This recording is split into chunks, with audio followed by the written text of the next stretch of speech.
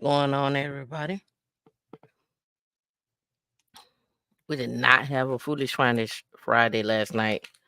I may incorporate it today, see how much time we got. I don't think I'm going to have a lot of time. 'Cause today is the day. There's a lot of information going out. We probably won't have Monday show, so I'm going to try to get part of Monday show into tonight or into today. Um, I got a lot of work to do for next week, and I got to study. So I'll probably just do Wednesday for our meetup, and we'll have we'll probably hit Foolish Finance Friday next week. So, you know, like you know, like Terrence Howard say. I ain't gonna say how he said, but a player got gifts. A player got gifts. Okay. So with that being said, have to maximize the gifts when somebody's giving. All right. And I gotta go by the bank today. I was supposed to do that earlier. I'll do it later on. I keep getting my little deposits, my little checks, my little dividend checks from Lados. From when I was actually it went from when I was working there. I worked at SAIC, and then they bought a division of SAIC, so I get a check from SAIC and a check from Lados. We'll talk about equity today. We'll talk about that. I get it. We're gonna talk about how equity works and so forth. We got a lot of the cover. Shout out to Mr. Associate Minister, Reserve Deacon, Mr. Terry Jones said, please hit the share button. Also hit the like button. Also hit the notification bell. It really helps this YouTube channel videos to be exposed to social media networks. It also helps the YouTube channel videos to be exposed to more non-subscribers. You're absolutely correct. You digging my headphones? Hold on. I'll tell you 1 second. I went with the same kind. They switched them up. They don't make them like they used to. They used to have where you have the sound where you could click the mic and sound right here. But if I hold my microphone up, you shouldn't be able to hear me. But now the volume is on the headphone, and I don't really like that. I like having my volume right here on the little piece. Um, but they don't have it like that no more. It's I tell you, I just ordered some. I need to order some more. Um, Let me see. I tell you, hold 1 second. I'm gonna go to my orders. Tell you exactly what they are, cause I had to reorder some. These are Logitech G335 wired gaming headset with the flip to mute microphone, memory foam, lightweight. They're good for PlayStation, PCs, Xbox, Nintendo Switch, and they come in different colors. Now, these was only $53. It's only 53. They got some other ones. They got some other ones. I got them off of Amazon. Got them off of Amazon. I need to go back and get. They got a light bar. Let me show it to you. So they come with a light bar where you could do the headset. You could do the headset and the light bar, and then they got a microphone that you can go with it too if you want to hook up a microphone and if you wanted a mouse. I think I was digging the light bar. I think I was digging it like, yeah, I'm glad the audio is crispy. The other Logitechs I had, they were good for me, so I like them. You gotta talk to D on the polo shirts. You gotta talk to D on the polo. I'm on the other side. Hold on, other side. Women in Linux. You gotta talk to D on the polos. I've been asking her to get me some more polos. I would like to see like a nice little, another little purple one I would even like a little white polo, you know. We do have a shop too, right? If y'all didn't know, you can go to womeninlinux.org, hit shop. If you're on the YouTube channel, you can hit shop. You can get Women in Linux merchandise. We got hats, we got shirts. I don't think we got a jersey on there. We used to have thermals. I know we got a ton of thermals. So, we still got Women in Linux merch, cups. We don't have any glasses. I've been wanting a Women in Linux jogging suit, like workout gear. That's really what I really wanted. But that's besides the point. Oh, and let me put the link to the headphones in the chat. That way you can go check them out. I give you the D. You can go check them out. Hold on, let me get my comments together. There we go. Oh, that's not it.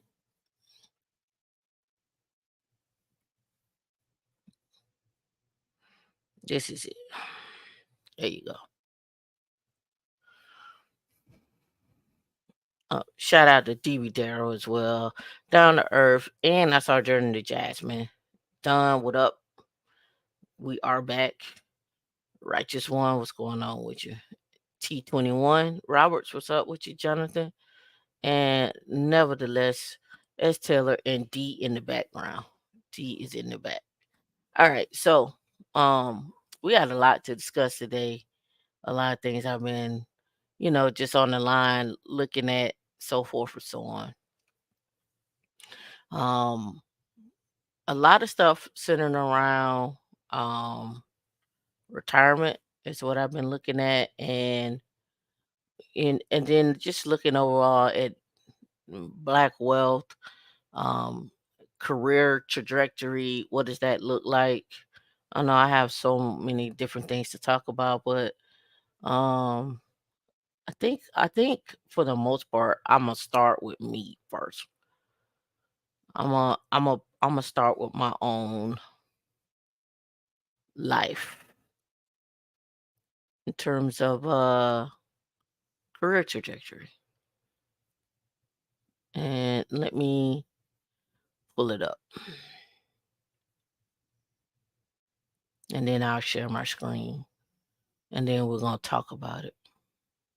I think it's this one that is the one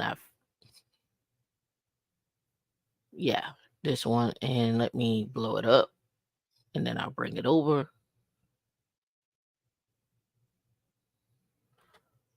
Um,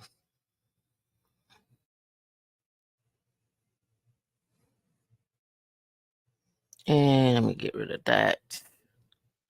And this looks like it should be big enough for everyone to see. Let me get it down about 90%. Yeah, 90% works. Okay. All right. So, it's too little. I don't like it. I don't like zoom to content, zoom to width, zoom to page, reset. I don't like that. Let me look. Let me see. How can we make this bigger? Let me do this. And let me make this the whole page. Let me no. I wanted to get rid of this.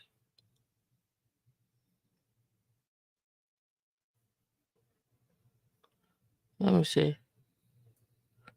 Comments, enable connections, objects. But that's okay. I think you all can see that pretty clearly there. Let me know in the chat if that's clear.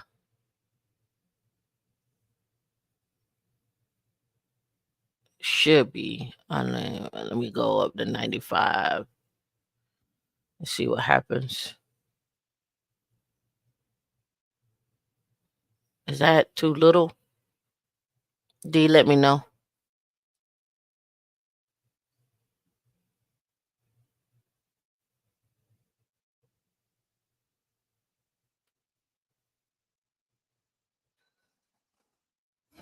Mhm. Mhm. Mhm. Mhm. Yeah, it seems to be okay. It seems to be okay. It's too little. Okay. All right. I'm just gonna have to divide it up. All right. So let me make this a little bigger. All right. That looks better on screen. I just have to. I have to just divide that up. Okay. All right. So why am I talking about this? Let me give you background. So the what I've been seeing is like, okay, I've seen multiple sides.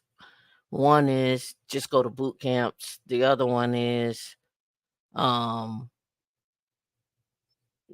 get a degree. The other is fake it till you make it. Like just fake it till you get in there and make it, right? And then I've seen um see fake it till you make it, fake it till you make it, uh get a degree, go to boot camps. The other one is oh, just get a trade. Oh, degrees don't work no more. So these are the 5 different things that I've seen. So I'm gonna give you my background and then we'll switch over to the just data, just pure data. And you can make decisions for yourself based on that data. All right. So starting out, dropped out of flunked out of college, graduated from high school, flunked out of college, uh had a three a 3.3 GPA out of high school. Um, flunked out of college. No, it's 3.2. Flunked out of college. Party, boom, Atlanta. Fast forward, married, traveled. Now, why am I bringing this up? Because there's an article that I was reading, and it's probably on one of my links that said most people who are Gen X didn't start investing until after 30, right? To after 30, which kind of coincide with what I experienced. Gen Millennials and Gen Zers are investing in the 20s and late 20s. Now, you have to kind of remember 401ks didn't come out until 1978. I did a video on that where people didn't even know what it was, how it was, what were we doing because pensions were a big thing. There are still probably about 20 companies out there, so maybe even more, that still have pensions. And when I say have pensions, meaning you're actively investing, not that they had a pension and it went away, but they're actively investing in those pensions. Okay. So fast forward now to getting a degree. Um, when I didn't have a degree, working at Ford, General Motors, mm, working in retail, working at Wendy's, um, you could kind of. I went back and looked at it, and let me see if I have it on my tablet. Let me see if I can pull it up. I can tell you. I can tell you exactly what it was.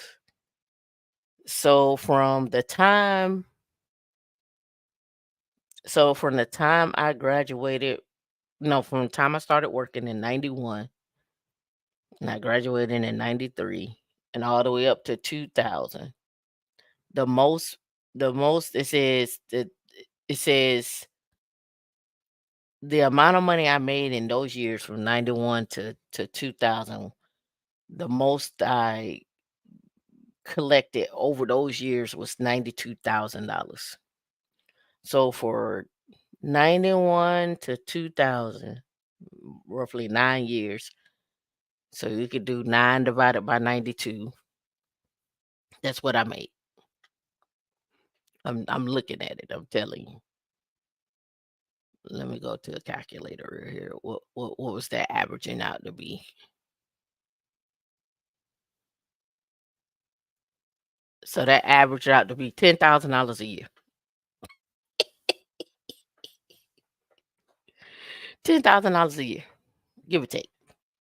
Okay, I'm just I'm just pointing out some stuff here. Right, this is my own journey. This is my own journey. All right, so my my major stride. If we go back to the video to the lucid chart. So I told you from 91 to 2000. I graduated school in 2006, so I stayed down, kept my head down, right?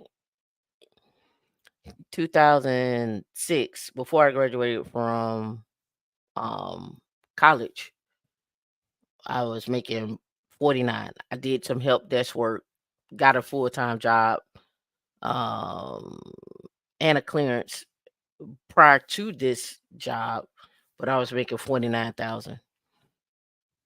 I left, moved to San Antonio, started making 57,000, right? I didn't like the work. I hopped. I was like, I don't want to do this. So I hopped, went over, start as a Linux admin at 57. Now remember now, 2006, 2007, 2007.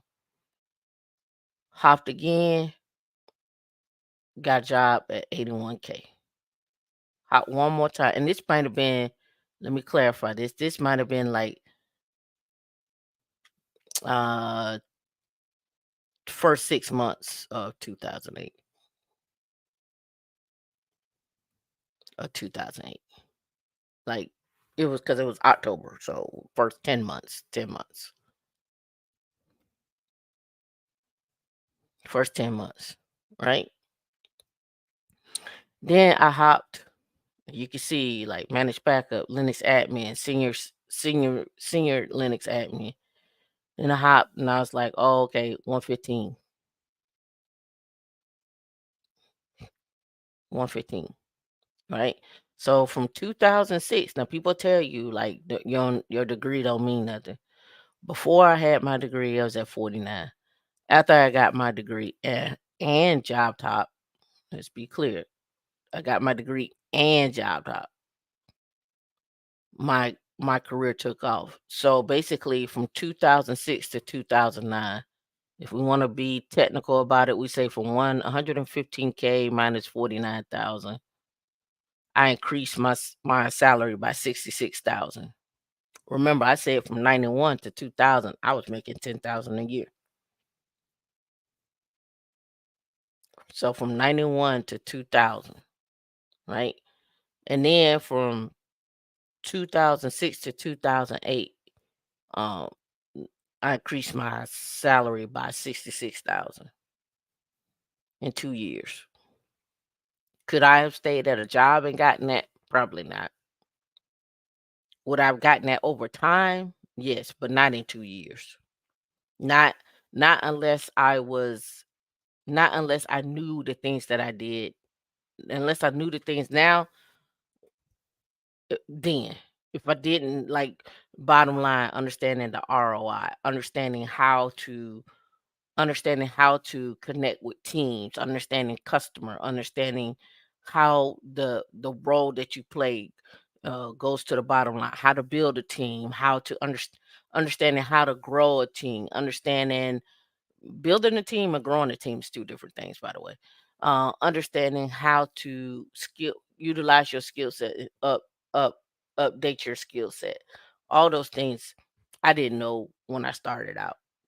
I kind of figured that out along the way. All right, now here's where, to me, just in my own personal opinion, where the tide shifts.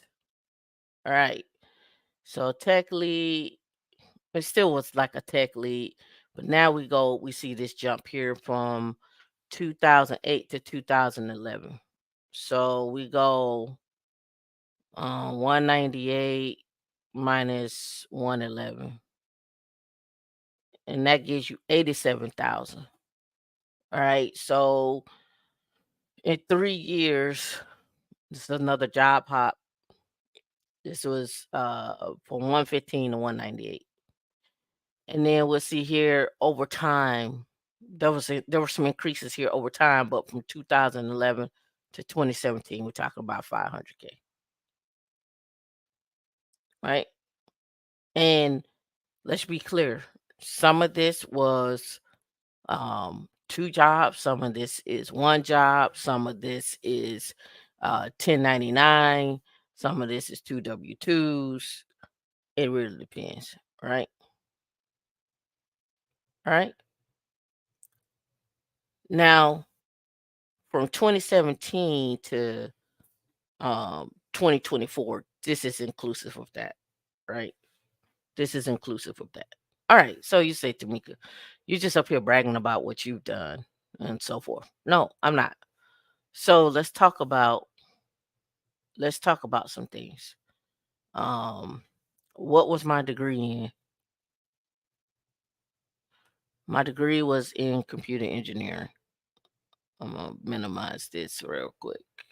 I want to get it out of. Come on, here we go. My degree was in computer engineering. All right. So I said, well, what's the average pay a computer engineer is getting? All right. As of July 2nd, the average salary for a computer engineer in the United States, according to Indeed, is 92,000. However, the salaries can range from 58 to 148. All right. So they said entry level 76, mid career about 95, late career about 102. I'm just gonna show you. I just showed you what my degree did for me. Like the numbers are the numbers. Can't I can't change the numbers, right? I can't change the numbers, right? So we're talking from 49 from 2006. Let's add 10 years on that to 2017. What was I doing? Everything that I'll tell y'all on this YouTube channel. D can vouch for this. Everything I tell you on this YouTube channel. Everything I tell you that I've done. Everything I tell you where to look, how to look, following trends and so forth. Right? Right. That should be your goal. You should be 10x's, 10xing and 20xing. I don't if you're not trying to do that, I'm not sure what you're doing. But you're gonna have to stay down in order to do it.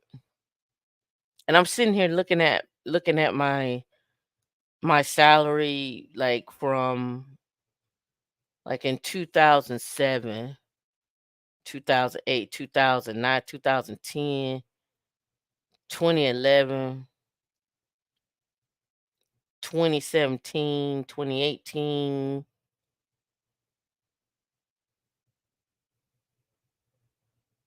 yeah, 2019, 2020. It's just on a steadily increase, a steady increase. Right. So, average computer engineer, this is what they're seeing. Right. This is just a pullback here. Right. I'm not these ain't my numbers. This is what you're seeing. Right. So How has my I can only talk about me. How has my engineering job was help me? My engineering degree, how did my engineering degree help me in my job? Over the time, it has helped me one, and let me add in here, it should be a 2012 in here where I got a master's degree. In fact, in 2008, when I was working at SAIC, again, I said this before on the meetups. They said, "Hey, we have money for people to get a master's degree for free. Are y'all willing? Do y'all want to get a master's degree?" I was like, "Sure. You're giving it to me for free. I wanted to get a master's degree. I just didn't know where the money was gonna come from." Okay, cool. I sign up and get a master's degree. In fact, this is where my equity comes from here in Lados and SIC actually. So a master's degree, get it for free. I was in school and I had this job pay for me leaving this company and paying for my master's degree. I've shown that on my YouTube channel before. It was $20,000 they had to pay for. It was $20,000 that I got for moving and paying off my apartment. Um, and then this is where the whole profit sharing 401k comes into play. If you're not familiar with what I'm talking about, profit sharing 401k, where they put 25% into your 401k. Some people do 10, some people do 15, some people do 5. And I'm not talking about a match. I'm talking about automatic profit sharing 401k. Right. So let me look here and see if they got an example on one. Right. So again, for your profit sharing 401k, let me blow that up. In 2024, employers can contribute up to 69,000 into employees count. The employers can do it if they wanted to, or up to 76,000 into 50 and older. When determining employees contributions, the amount of compensation can be taken into account is limited to 345 in 2024. Right. So for profit sharing 401k, let's go here to guideline. Despite the name, profit sharing in a 401k plan doesn't necessarily involve your company's profits. So what is it? All right, it is a bonus with tax benefits. One way to use your profit share 401k um, is as part or all of your employees' year-end bonus. The bonuses boost your employees' retirement savings without increasing their taxable income in a given year. Profit sharing contributions can also be tax deductible to the employer, Social Security, and so forth. The flexibility in your plan, in your finances, and so forth. And highly compensated employees, every work can invest over time, no extra work to do it, so forth and so on. That's from a employee standpoint. From an employer standpoint, but from an employee standpoint, I've shown this before, where you can be at say $100,000. We'll just use mine as an example. You'll use mine. We'll say 115, right? We'll use one of those, right?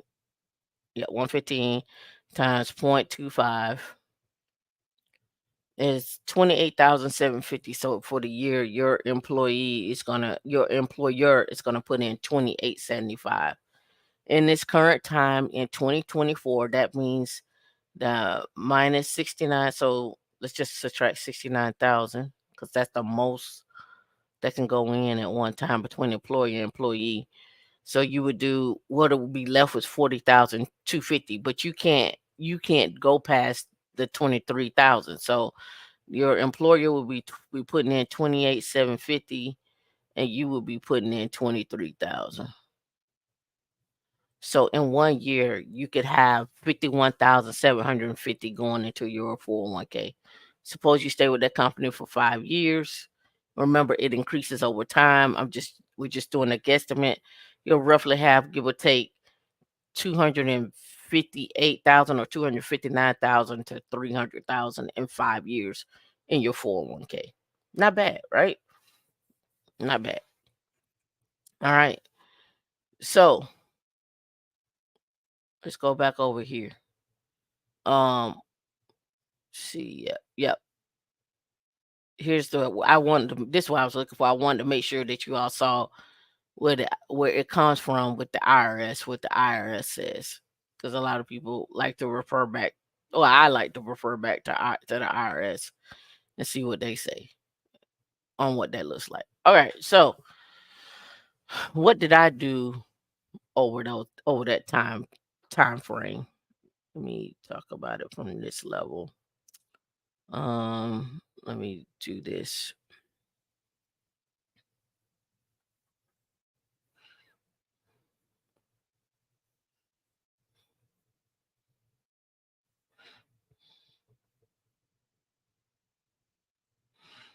All right, what did I do?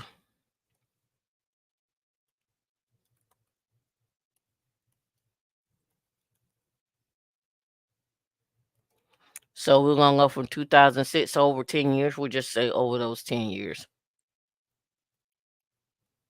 What did I do over those 10 years? Now, some of you all have been with Women in Linux for a while. Is this font big enough? I mean, it looks big enough to me, but I can make it a little bigger. I guess I can go up to 48. All right. So what did I do over that time frame? Number one, studied Linux in and out.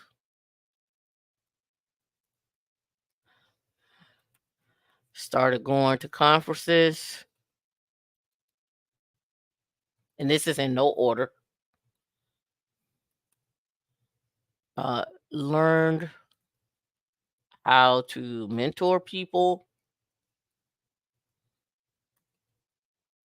studied companies.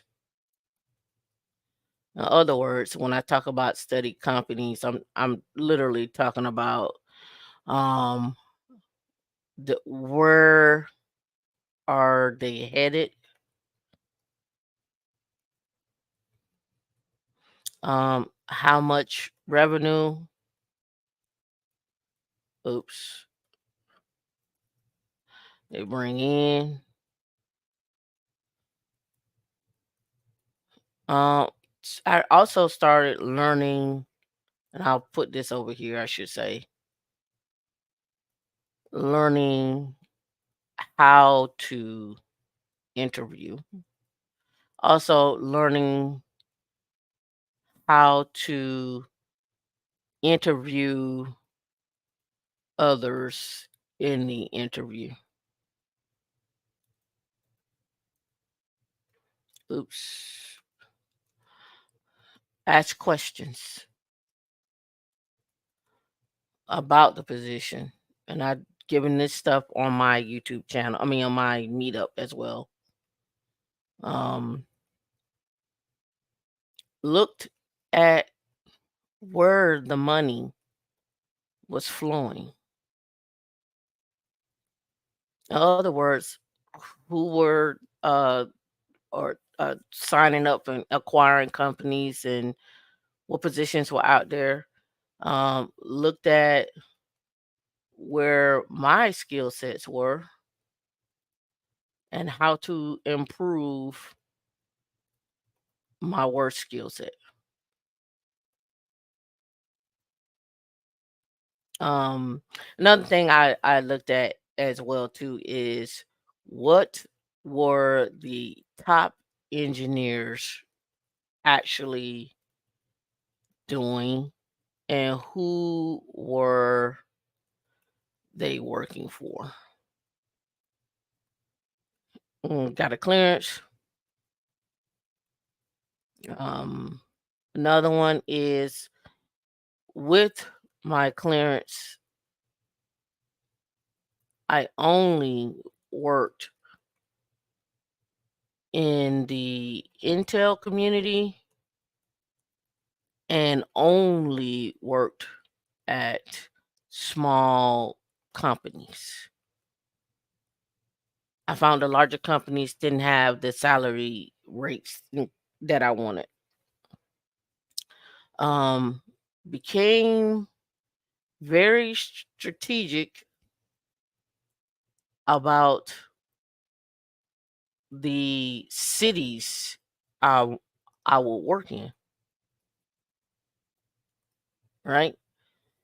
Um, those cities are, I would say Colorado is one, or I said states or cities. DMV, Texas, um, maybe, maybe Utah. Utah is on the rise for quantum computing and space. Florida, yes and no. It depends on where you at in Florida. It depends on how you see yourself in Florida. I'll say Utah, Florida. Okay, so uh places that guarantee let me put it like this, places that are for sure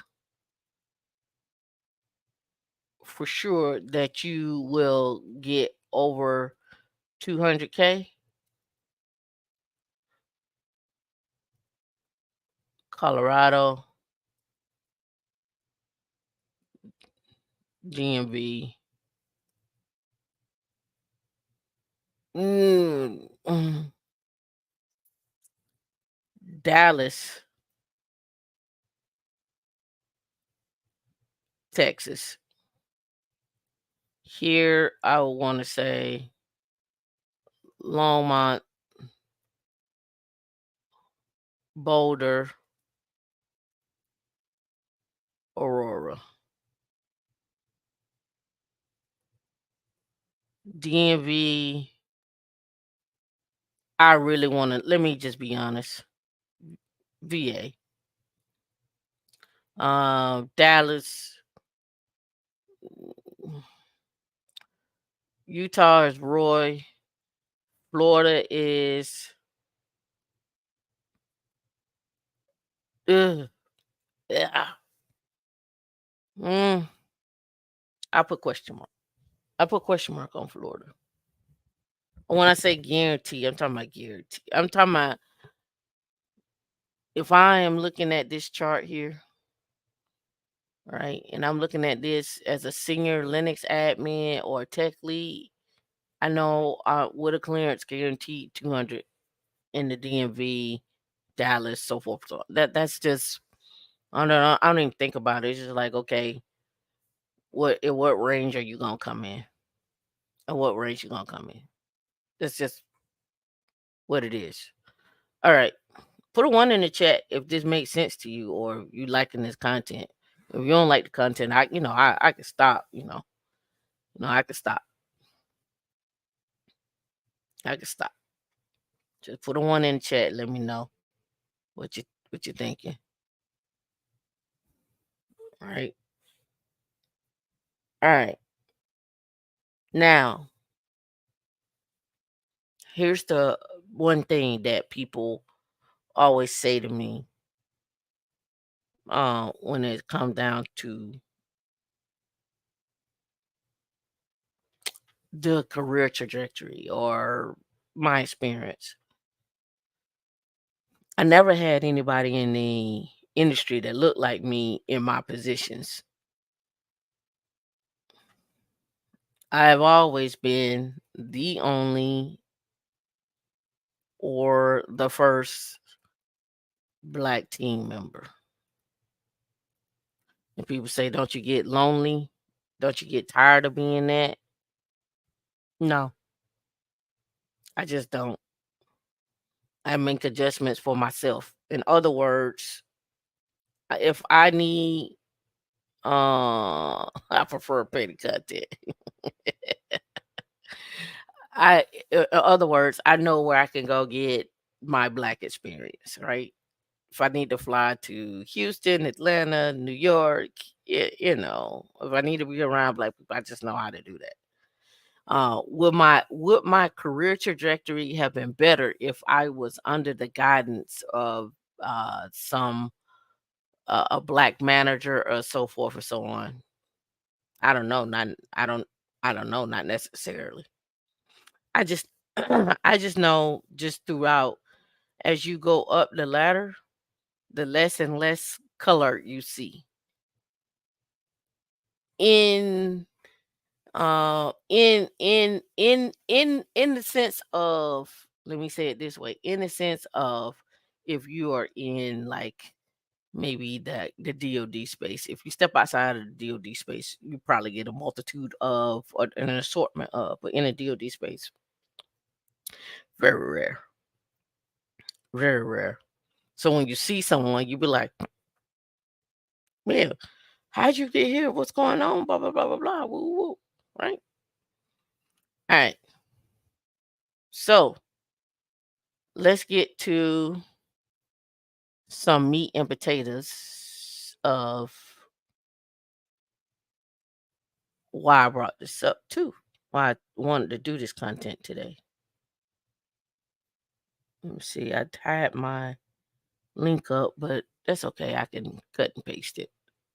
Oh no, here it is. Yeah, okay, here it is. I still kept it up. Okay. So I'm gonna blow this table up.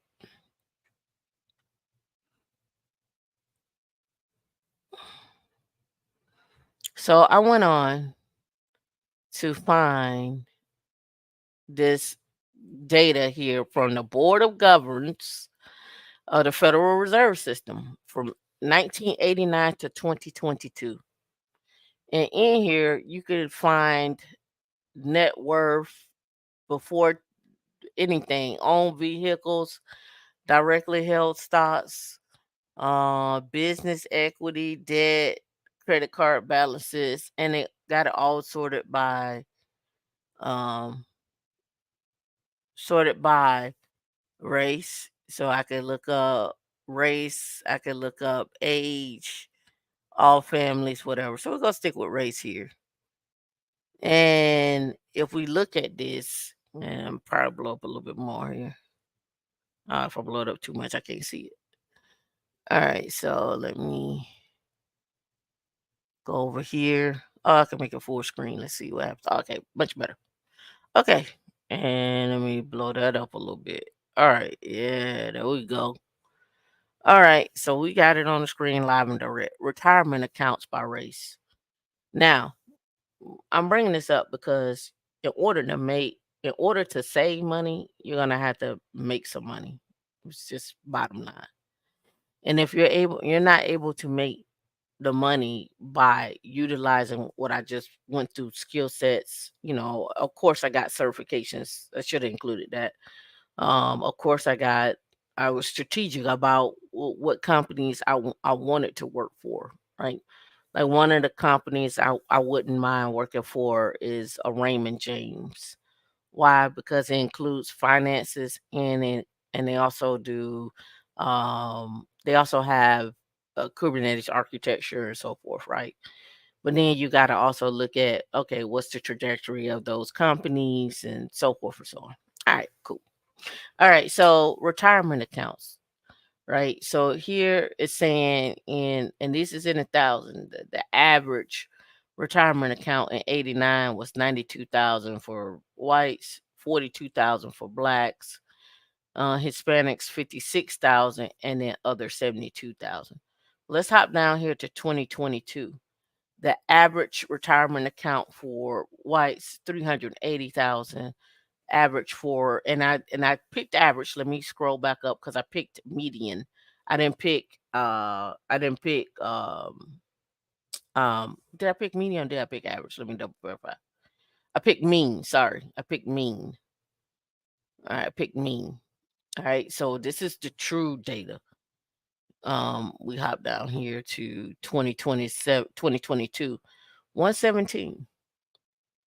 The average in 2022, 117 after the pandemic for blacks is 117.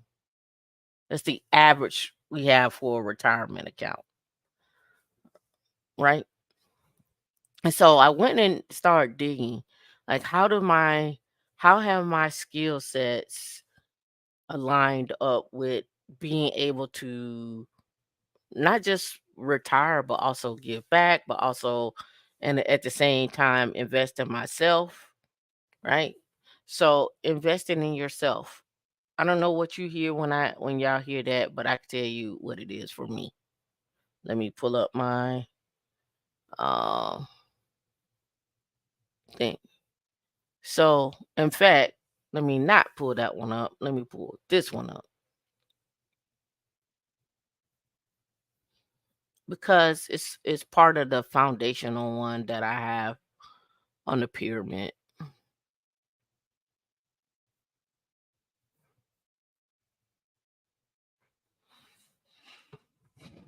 Right now here, calculating how much money you ever made, that's important. How you gonna know where you been? How you know where you been and where you need to go or where you want to go? You all need to go calculate that. Social Security, SSA.gov will give you that. But right here, this little right here, set up your HSA and invest in self. What's going on before the billions? Set up your HSA and invest in yourself and max out your 401k. All right. So the reason why I talked about the profit sharing 401k is because now it puts some ownership on the employer to invest into your ability to retire. Well, it's not all a quote unquote burden on you. The 3%, 4% match is cool, but if you could get someone that's putting in 30,000, 40,000, 50,000, and then you add on your 23,000, it just makes your life a little better, right? And there's also an article out there now that's saying that yeah, you could do the you could do up to the match, but you're doing yourself a disservice if you don't invest more past the match. Well, the problem with investing more past the match is the fact that you invest past the match, but you probably should be investing on the Roth side. That's the part that when y'all are talking about investing is yes, match invest up until the 401k match on the traditional side, but still get your 23,000 in on the Roth side. Does that make sense to everybody? Right? You still have your traditional, invest on the traditional, but go ahead invest on your Roth side. Remember, 59 and a half money tax free at that point. You can take it out, you can do whatever you want with it. You don't have to worry about the 25% or 30% that you got to do for the withdrawal rate and whatnot. And and here's another thing to think about too.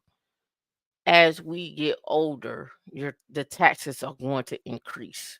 So that's why you see me talking about understanding like the difference between Roth, the difference between traditional, the difference between Roth conversions and so forth. All those things are important, right? All those things are important. All right. Let me see. Let me check the comments. All right, so let me see. Worst. Okay, making sure I missed nothing. It says New Mexico Tech Center employers are into yeah, Los Angeles, little yeah. They're out there. You know what? I don't know about New Mexico taxes. I would look at New Mexico taxes and New Mexico's trajectory. Like every city has a 10-year city plan. And go look and see who's investing in it. I'm glad you brought that up because we like I said, we doing a deep dive. All right. So another thing that I do, right, is I go into the business journal. And this is an old one. Um, but this is a good one. Where we talk about what's going on in these different cities. What goes on in the different cities. So the business journal for Albuquerque has is in here, and so you can get an idea of what they're offering in terms of like where they're going trajectory wise, what's going on with the city, uh, what's coming up next.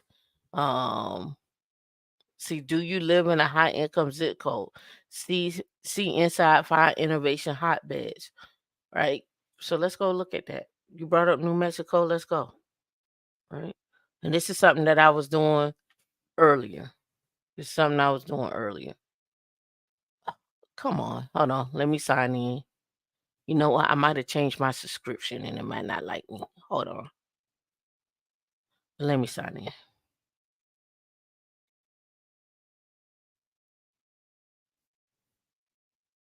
And let me make that smaller. No thanks. Okay. Mm, I am an existing member.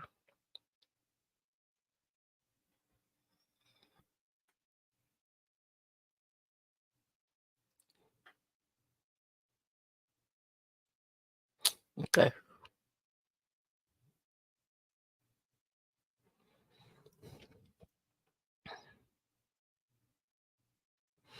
All right. So inside innovation, these are the spaces and places driving cutting edge development in New Mexico and beyond. All right.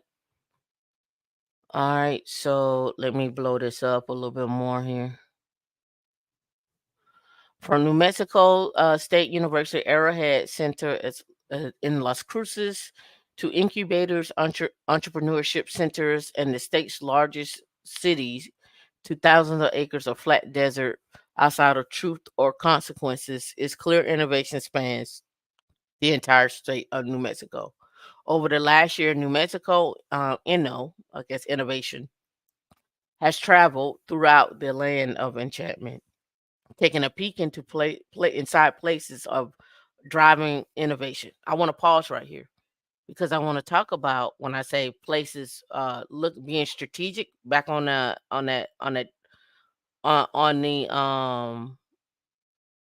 being strategic on the places to work and so forth. This is one of the things I'm talking about. Following where the money is going. When you hear those DoD contracts come out, don't think that states are applying and vying for companies to come to their state to give people jobs to create these different areas of innovation and challenges and so forth. All right, so let's go. All right, so let's talk about New Mexico. You ask, you shall receive. All right, so over the past year, New Mexico, has traveled throughout the land of enchantment, taking a peek inside the places driving innovations. Those travels have extended down to El Paso and up to Santa Fe. The stories that have come out of those journeys have displayed the unique qualities of technology, entrepreneurship, and startups in New Mexico. Both photos through conversations with folks leading innovation and a plethora of diverse locations.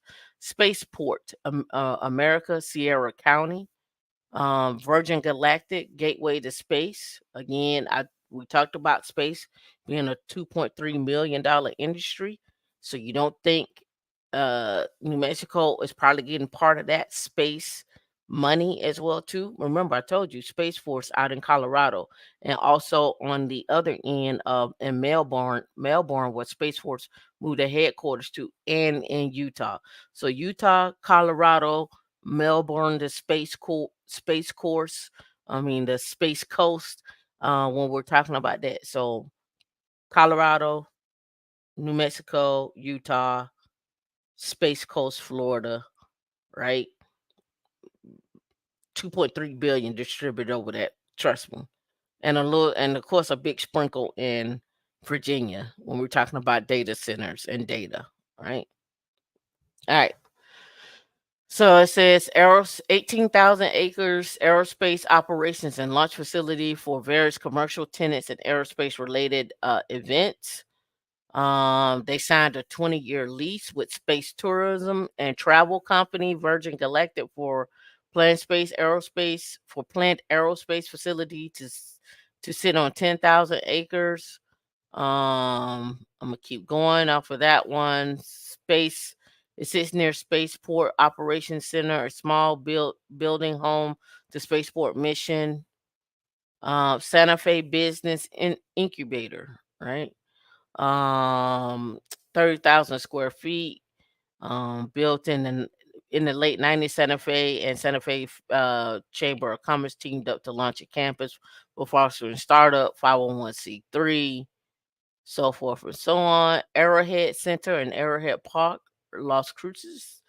They're giving here 200 acres, entrepreneurship and so forth.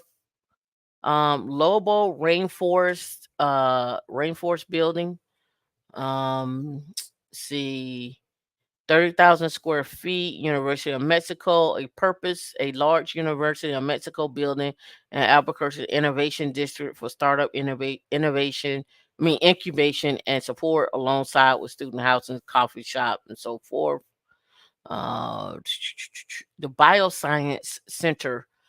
All right, so here's another big thing when it comes to where you should be looking at in tech, like when you're talking about that 10x that I showed you, right? When we're talking about 10x and we're talking about, okay, where is that in the long run? Like, if I learn this skill now, can I use it for 10 years? Absolutely. If you learn Linux now, you can use it for 10 years. If you learn different parts of security, you can use it for 10 years. Networking hasn't changed, DNS hasn't changed. If you want to be steady and true, you can learn different ins and outs of networking in terms of DNS, router switches, load balancers, IDS, right? When intrusion detection systems, setting up how to set up a network for an entire hospital. How do you set up a network for an entire uh, uh, government facility? How would you do that? Like, there's multitudes of different things to monitor and watch, right?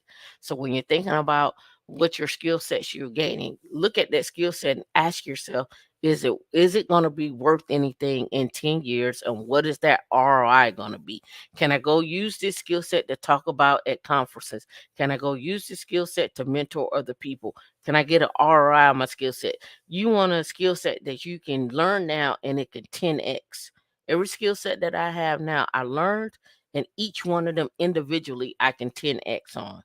And when I say I can 10x on, I can go and start teaching. I can go and start, I can make videos out of the things that I've done. I can go into, if I was feeling froggy, I can go into finance, but I just don't feel that froggy right now. If I want to go into, and when I say that, I mean, like, I don't want to take the time to learn it right now. If I wanted to take my skill set and just focus solely on Kubernetes, I could. Platform engineering, just a whole slew of things, right? So how can you learn one skill set, and how can you 10x that skill set? All right. All right, let me go back over here. All right. Multi-purpose building housing a blend of wet and dry labs for space and bioscience and life science companies, right? So that's what you're getting out of New Mexico right now. Some of the 5 areas, but you can look on there on New Mexico and see what the college actually is invested in. What is the budget that the college has? That's important. I'm gonna tell you why you need to watch where colleges put their money. Why do you think you need to watch that? Put in the chat why you think you need to watch that. I'm gonna tell you why, but why do you think you need to watch it? I know why.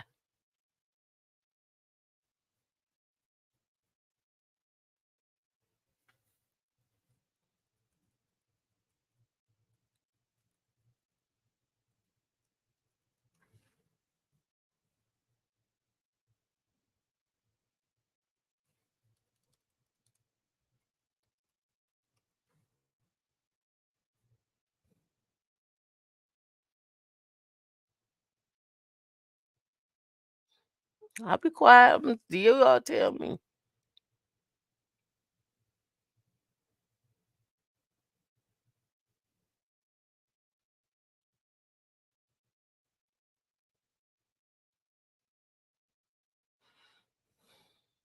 You said isn't the 401k tied to the endowments? I'm not sure about the 401k being tied to their endowments.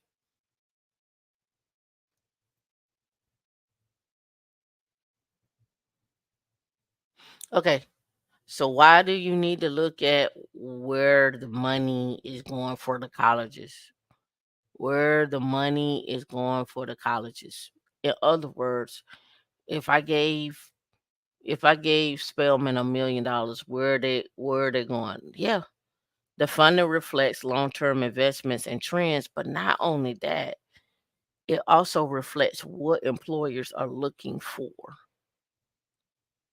It also reflects what the employers are looking for. If they're looking for people to be heavy in AI, they're gonna dump money into AI, and they're gonna be expecting people to rotate out of those colleges in the next 4 to 5, 3, 4, 5 years. Some people finish early, but really 4 to 5 years. They're looking for that long term, right? They're looking for that long term. So where the colleges put their money is where you should also be looking. You ain't got to go to college, but you sure better watch what they doing with their money, right?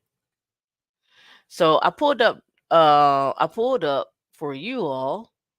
I just pulled up operating and capital budget plan. This is for the University of New Mexico, right? Yeah, they got to build a talent pool. So if I got to build a talent pool, guess what? I'm investing. Oh, I got my little thing in the background. I should move that,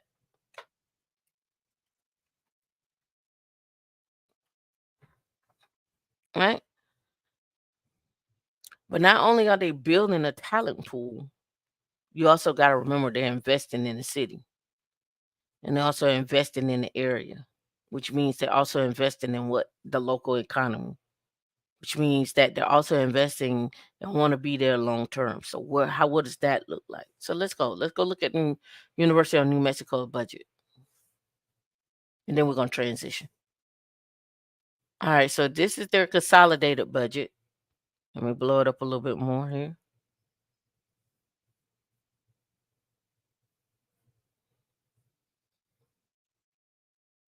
All right, so their budget into hospitals. Here's their grant, tuition, sales, services, private endowments, transfers. All right, so let me back out of this so we can really see it here. And let me make this way. All right. All right. So grants and contracts, local, state bonds. You don't realize that colleges invest in state bonds. They have an investment piece themselves. Just like I told you, bonds can come in state, federal, and local. State, federal, and local. You can see the school has to have a safety net too. If the school investing in some bonds, why you ain't investing in some bonds, right?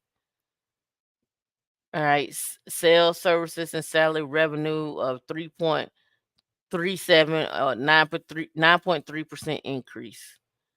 All right, current funds and expenditures. Let's go to the next one. See what this one tells us. All right, here we go. So this looks like the where they're putting some of their money at. This was a 2022. So let me see where I can find where one of the bigger ones is at. So let's look here. Too bad they don't have this in a spreadsheet where I can do sort by. Let me see. So far I see land what KNMETV. It looked like they had HB2 total fiscal year operating budget of 1 million. Let me keep going. All right. But it also look at how much money they put into intercollegiate athletics, $4 million, followed by TV.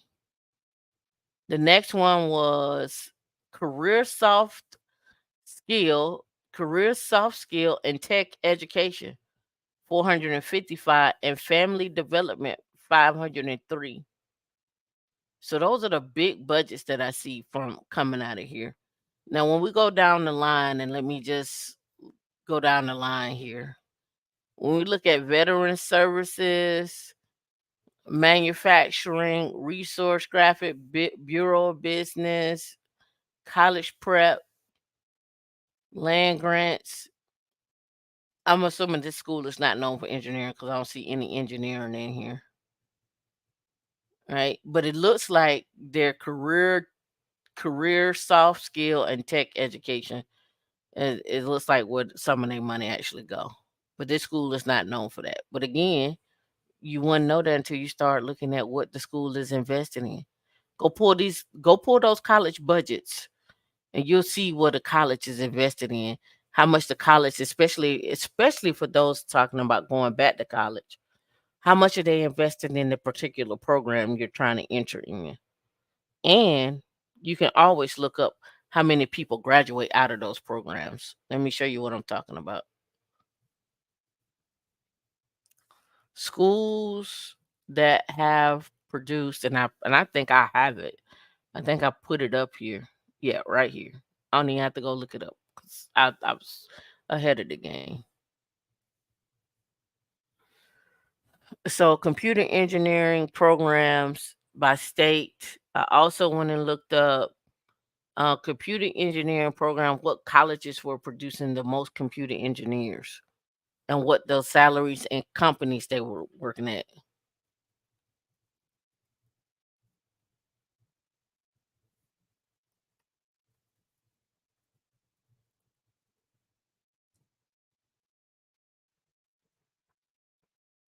Northeastern University awards the most computer engineering degrees in the United States, but Rose Human Institute of Technology and Milwaukee School of Engineering had the highest percentage of degrees awarded in the field.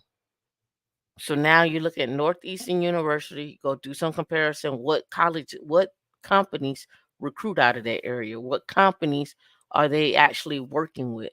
What companies are in that area? So we got Northeastern University. So we can grab that, right?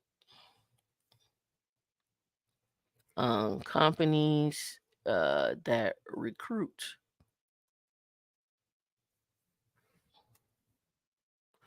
All right, the top tech firms do recruit for co-ops out of North Eastern, and not just for computer science. Science. Amazon, Google, HubSpot, Intel, Wayfair. They have what they call co-op positions. Co-op positions, different than internships, right? Different than internships. Okay, industries, career outcomes, and so forth. Let's see. Here's computer engineering. So ZipRecruiter, I guess this is somebody who works there. But again, Northeastern, right? You would have never known, right? But you could go to Georgia Tech. You could even go to Georgia Tech. You could go to some of the sister schools of of Georgia Tech or what have you. Find another school, right? That you want to go to. But again, find out where they're pumping in money and who's recruiting out of those schools, right? Who's recruiting out of those schools. And if you are going to college and you are in your junior year, you most your sophomore year, you should be looking at internships, right? Because you if you're smart, you've been listening to this channel, you've been working on your Red Hat certification, you've been working on your Ansible certification, so you're parallel and make those things work, right? You get those things in parallel. You're like, how can I study for my Red Hat certification and go to class? You gotta make time. You have to make time.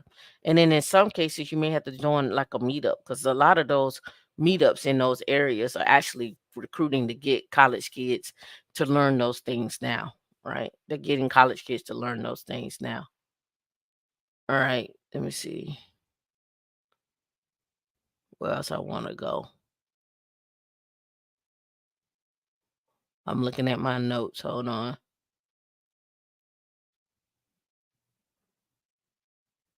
Oh, okay. So we did the demographics on them. I just want to point this out on this page too, right here. If y'all want to do some deep diving on this page here, and I'll give D this link. If you want to come back over here and look at directly held stocks, mm, and you do by median and race, and you go up until like directly held stocks by race and ethnicity. And if you look at um 2022 and you look at who other is whoever other is, whatever they're claiming under that, 431,000.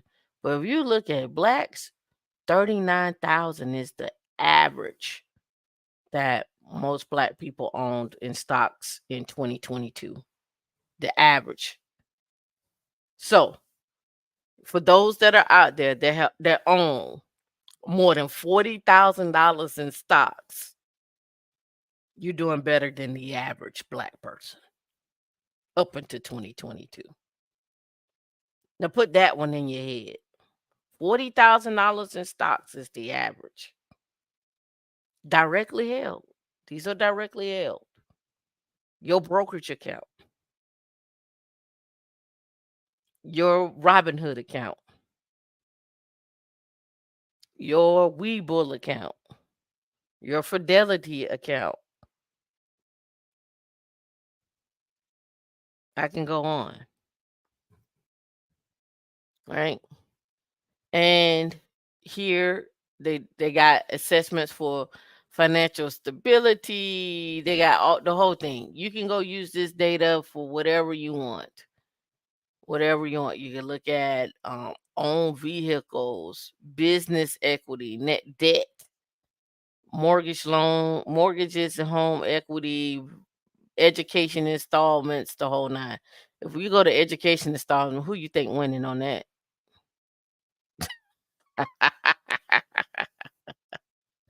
Who do you think winning on that?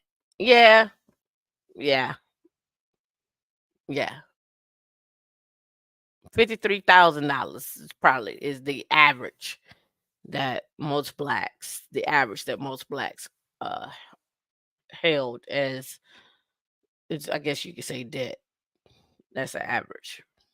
So I'm gonna give this to you. You all can look to play with these numbers. You can do a whole show about these numbers if you want.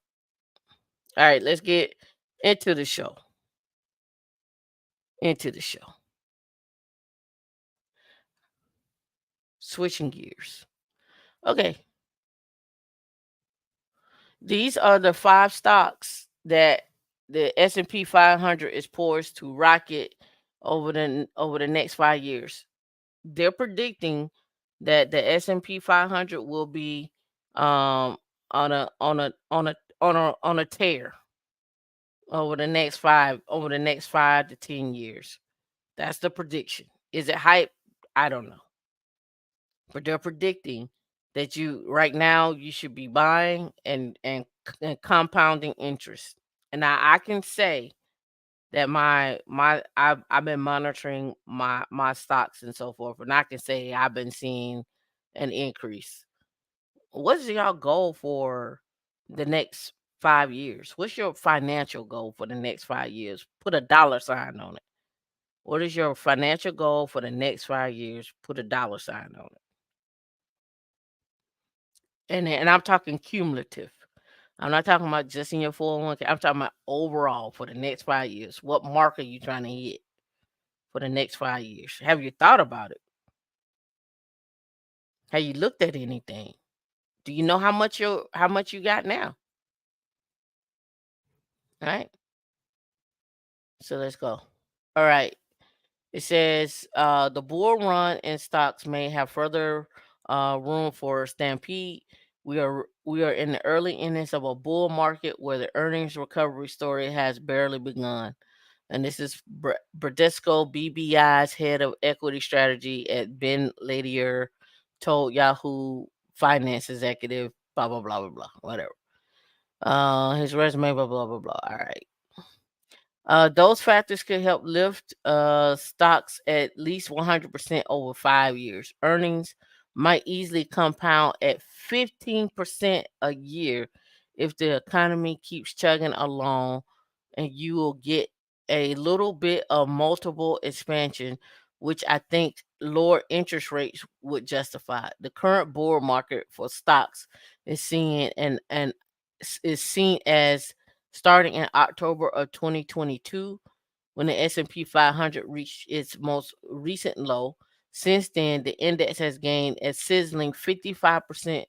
The index has gained 17% so far this year, reaching its highest record on Friday, right?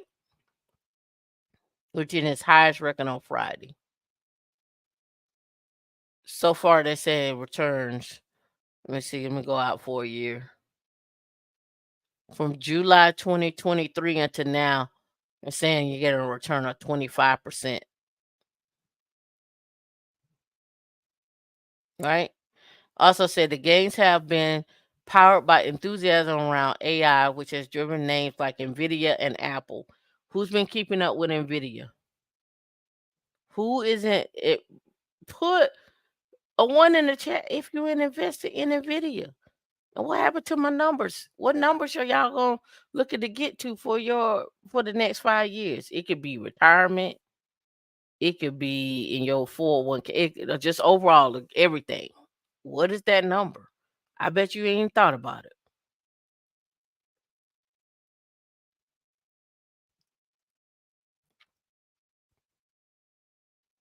What is that number? Nvidia been good to everybody.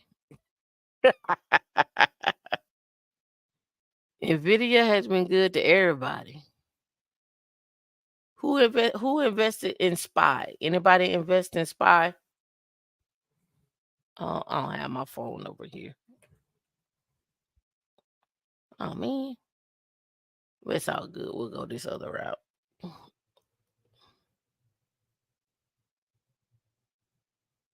Spy should be good to everybody. Voo should be rolling too. Your Voo and your Spy should be rolling.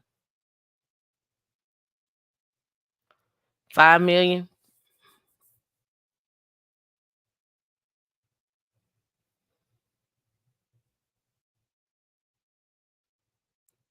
Let me see. Let me go look at my Voo.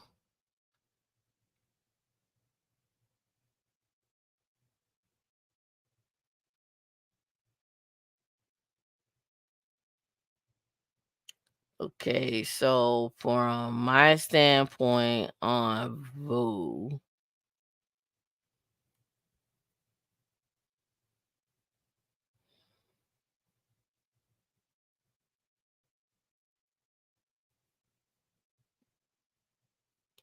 why is this not opening up? There we go. Oh, here we go. Oh yeah, Voo been rolling. Yeah, Voo been rolling. Um, y'all should be seeing like depending on how much you got, you should been seeing like plus 20s on Voo, plus 20% on Voo. Y'all should be seeing some major action on Voo and Nvidia. You should be seeing major action there too.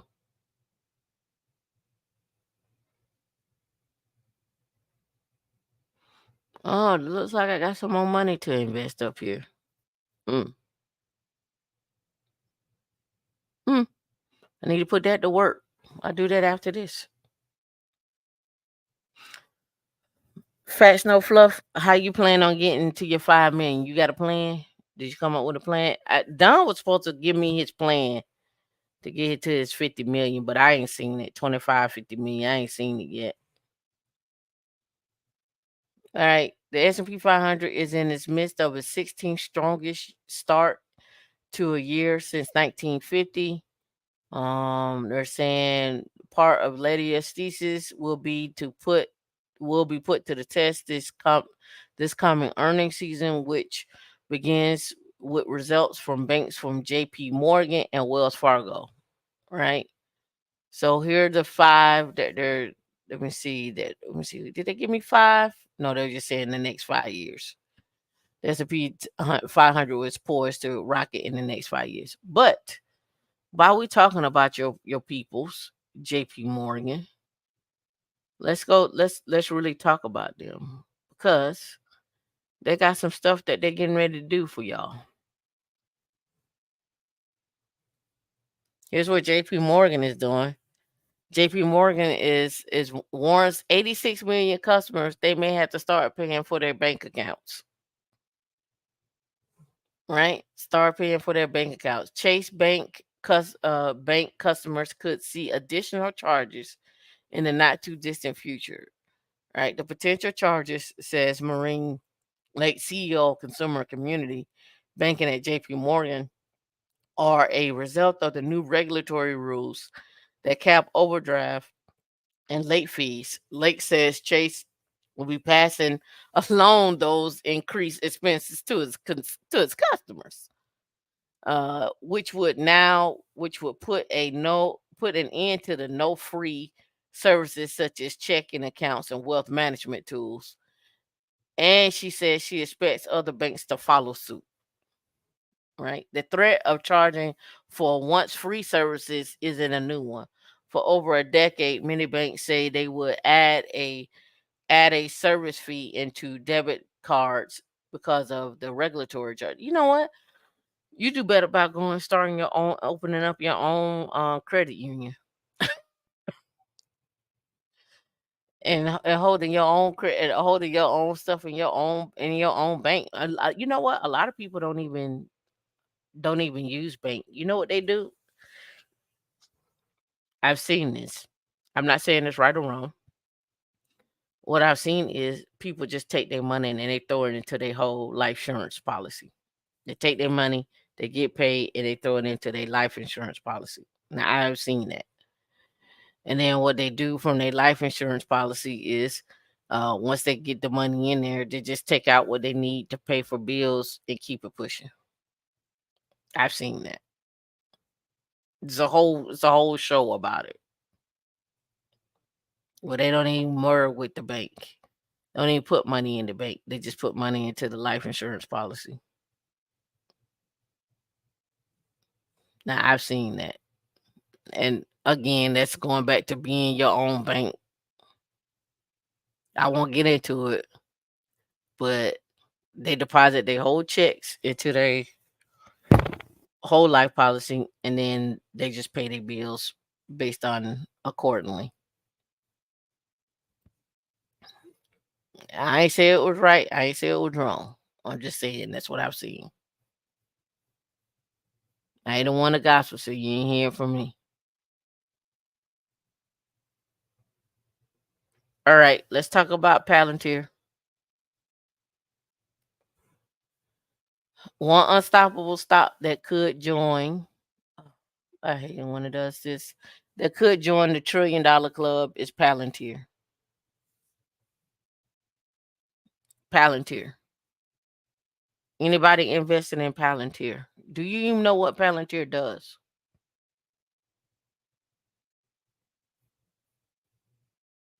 Do you even know what Palantir does?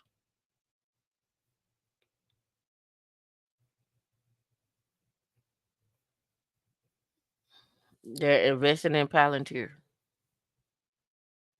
All right, so let's go.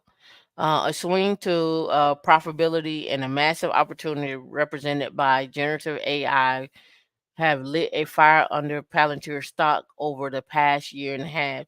The company has a distinguished track record of developing useful AI algorithms and already changing the game in generative AI. Palantir has a direct path to a $1 trillion market cap if it continues to take advantage of opportunities. 86 shares for reader. 86.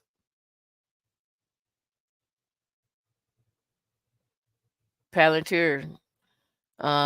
Currently market cap is 58 billion. It isn't hyperbole to suggest that Palantir Technologies makes a strong candidate for a future $1 trillion club. Palantir. Right. Let's go look at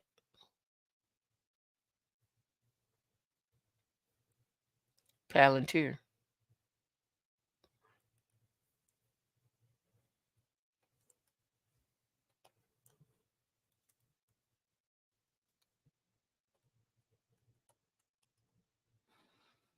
What are government contracts Palantir has gotten so far? So just looking here, Palantir Army contract 4 months ago, 178. Uh, the a view of a summary page of 2020 contract to Palantir. Let's see, 480 in as of May 30th. They got Palantir has proved to be able to close multi-million dollar contracts with the U.S. government. See why it's a buy. $480 million DoD contract. This was a month ago with Palantir. Yep, CIA. I thought about buying a quantum computer. Facts no fluff. I was thinking about it the other day. It's a quantum laptop, and this is just off the just an initial look like of contracts that Palantir has won. 37 million. One the AI stock just won a $1.5 billion contract back in March 6th of 2024. Right. So when you think about Palantir and what they invest in and what they do, you should be looking again where their money is coming from, how they're making their money, where they're investing their money at, right? You should be able to pull a perspective back on Palantir as well too. Let me see if I can find one on someone who has a perspective on Palantir. Let me get logged into one of my accounts.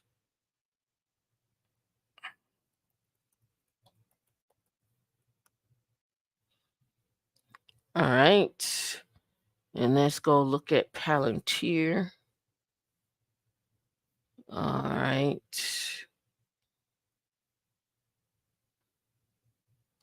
All right. So right now, if I go on, I'm on Seeking Alpha. Let me see what they saying. On Seeking Alpha, they got an analysis on them. They got a hold. It's like hold on AI to help spur 15% additional gain in tech. Palantir seems a bit off. Some people are selling. Some people are holding. Sell, hold. Now, if you go look on Schwab to see what they have them as, or Fidelity, see what they're pulling them back. Right? Look what they're pulling. What they're saying. Um, 2024 up 16.8%. Right? On average, 10-year average at 10.1. Right? People who looked at Palantir also looked at Nvidia, Tesla, CrowdStrike, AMD, and Snowflake. Right? What sector? Information technology, application, software. Wall Street rating, they got them as a hold in general. Not a strong buy. It's kind of hit or miss over here. And then they got what the bull and the bear said. And then they say doing a comparison of companies, and then what their predicted revenue estimates are. And then here are their quarterly earnings, and you could do annual or quarterly.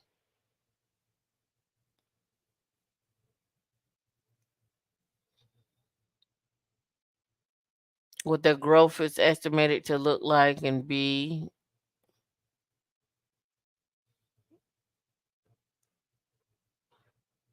So here's how Palantir has performed 3 months, 6 months, and 9 months compared to the S&P 500. Right here.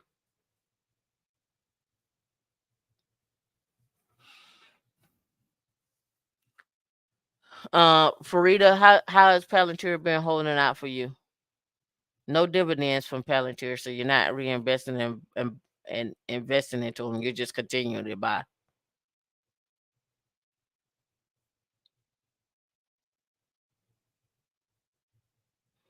Now, ownership in institutions, individual insiders, state-owned shares, and public and other.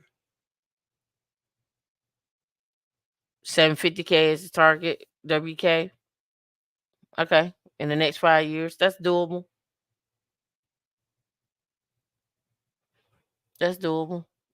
I hope you're not doing it by yourself. I hope you got the employer helping you, or you're contributing to your 401k through some other method. Some way you're getting to that 750, whether you're investing in stocks or what have you. All right. Let's go back. Palantir. D, what time is it? How much time? I don't see the timer. I don't see how long I've been running. Hold on, let me look online.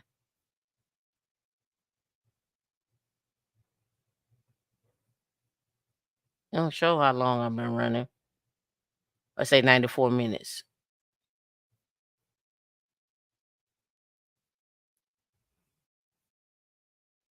Let's see. Okay. Well, all right. I got a little time. All right, let's go.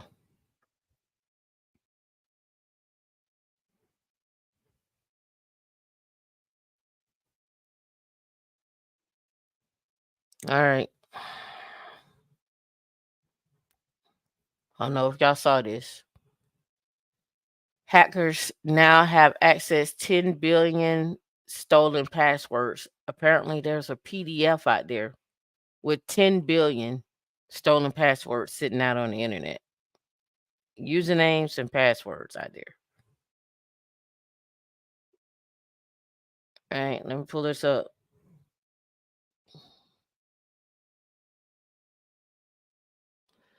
All right, data leaks are inevitable. Blah blah blah blah blah. Woo, woo, woo. Here, there's exactly what research suggested. Tech Radar, when they found this text file called RockU 2024.txt containing nearly 10 billion unique passwords, all stored in plain text. That means anyone could access it, could scrape the list as they would a PDF and discover each and every password for themselves. This was not a project that happened overnight. These passwords were collected over time from various attacks and leaks over the past 20 years. Attackers added 1.5 billion of these passwords to the file since 2021 to this year alone. The fact that these are all unique too means there are no repeats in the list. It's tough to wrap your head around that many passwords. What's the danger?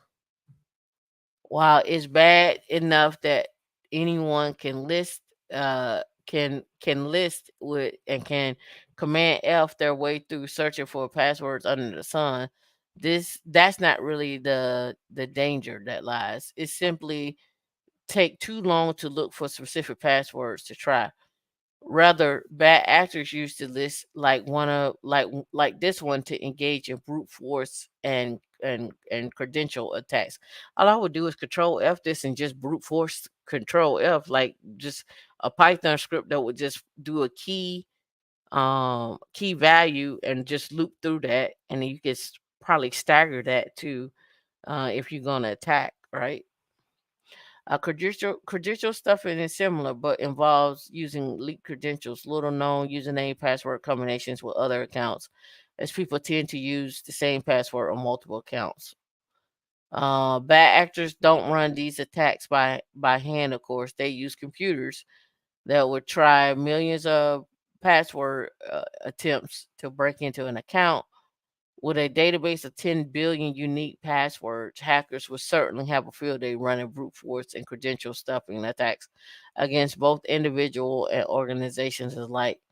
So, how to protect yourself from this password database? Of course, you change your password, but do two-form factor authentication. If the account supports passkeys, use passkeys instead of passkeys, and have no credentials. And use that instead as passkeys. Have no credentials to leak. If you use two-factor authentication whenever possible, in the event that bad actors know your credentials, they won't be able to break into your account without the access of the trusted device. To using Google Authentic Code Authenticator and so forth, right? To manage all these credentials, use a password manager or so forth, right? 10 billion. Everybody on this phone on this line could be the 10 could be on that list out of 10 billion people. All right. All right. Let's end it on this. Let's have a long discussion about this. Because I know some of you all do this. Mm-hmm. I applied to for 493 jobs since I got laid off a year ago. Getting a remote job has become so hard. Put in the chat what you think his initial problems were. Just a guess.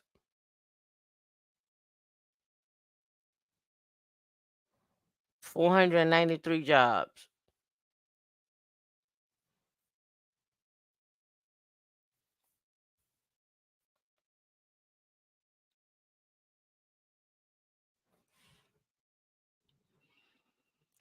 Trevon Gripper.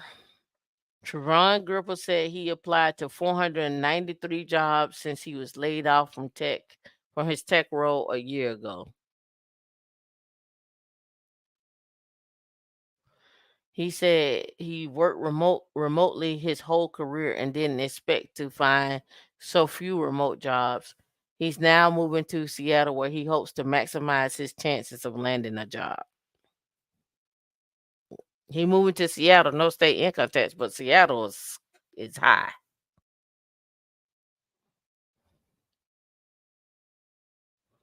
Let's find out. Let's go.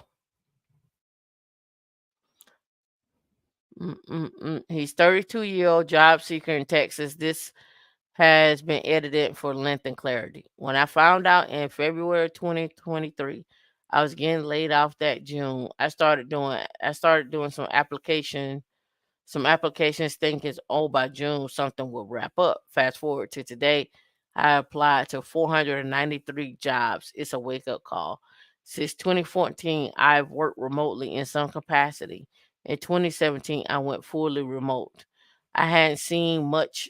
I hadn't seen how much the market had changed. What's the number one thing right there? What's the number one? I hadn't seen how much the market had changed. He got too comfortable. He wasn't paying attention.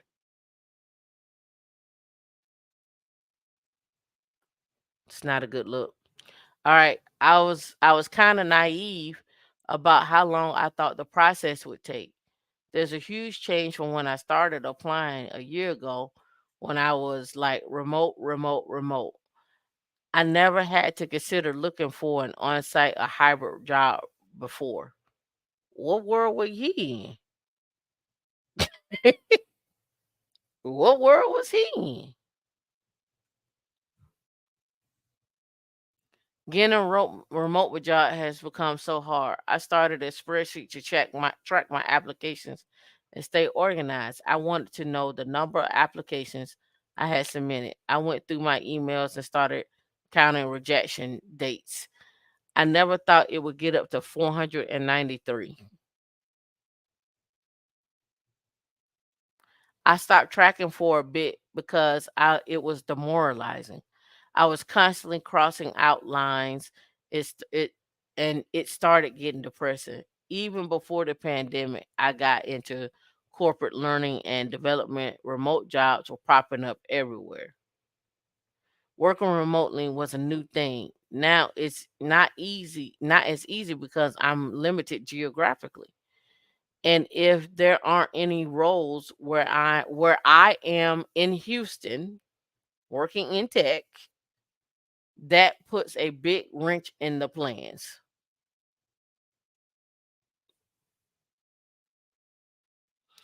I applied for a Seattle-based company where someone I knew worked. They were walking me through the process and told me the hiring manager said they couldn't hire me because I'm not in Seattle. I said in my application I was relocating to Seattle, but they didn't look at it. All they saw was my address in Texas. I have multiple job alerts set so I can try to hop on if something pops up. I literally got a LinkedIn notification at 9 p.m. and I was like, okay, let me get on this real quick. And the position had already been closed. The post had been up for 8 hours and they closed it because because there were 300 applicants. That's the other side of this. If it's a remote role, you're already fighting hundreds, if not thousands of people who are trying to get the same role. Upskilling, freelancing, and networking. I think that's what kept me going. That's I think what kept me going is trying to upskill. I got my project management certification and my discipline agile scrum master certification. I'm watching YouTube videos to learn how to use software like Python that I see is a requirement for job postings. Okay, let's talk about that.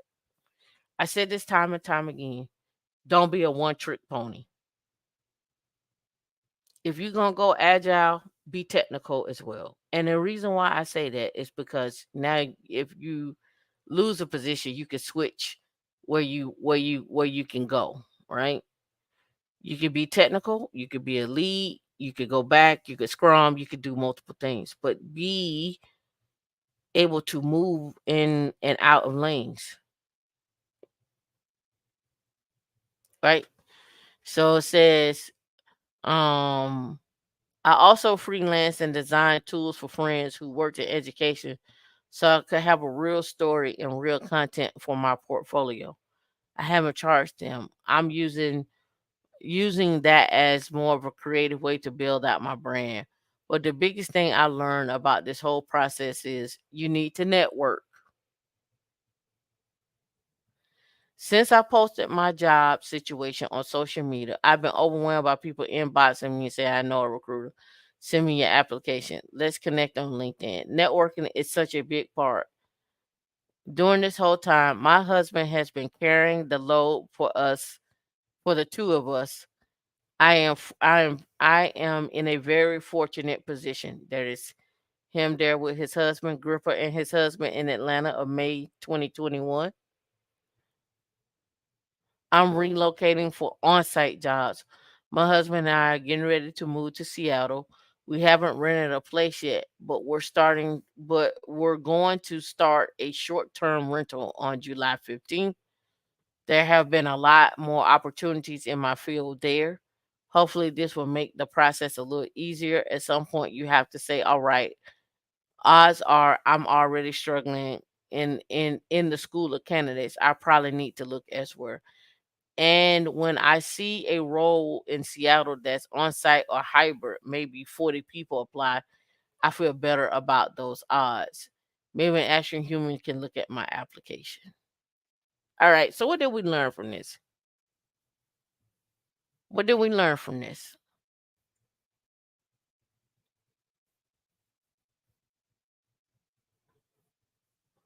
We learned a lot of things. I studied and learned Linux in and out. I also took got certifications. Also took leadership and management training as well too. So I'm diverse. I started talking at conferences, started talking, I should say, or speaking at conferences, but I also was building my brand as well too. I studied companies, not positions, companies. What can I utilize the skills that I have in the best companies that I want to work for? What's going on, Eda Man? Right? Learning how to interview. It sounds like he didn't know how to interview either. Um, Learning how to interview others in an interview. Looked at where the money was flowing. He was focused on being remote versus focused on how can I add value to a company while being remote or being on site. Number two, well, number 10, I should say, looked where my skill sets were and how to improve my worst skill set. He's a one trick pony. What were the top engineers actually doing and who were they working for? What were the top scrum masters doing and who were they working for? What is the top scrum masters making and what companies are they working for? All right. Being strategic about the cities. I was strategic about the cities. These are the cities I know guaranteed off the rip. No, don't bat an eye 200K. Boom. I'm not batting an eye. DMV, Colorado, Dallas, Texas, the Virginia, Utah. I'm not batting eyes on that. Like I don't, it's just no, it's I don't it don't even come across my mind. Okay, so I'm gonna pull up this and we'll talk about it real quick. For those didn't that came late, right? I talked about um my career trajectory over time.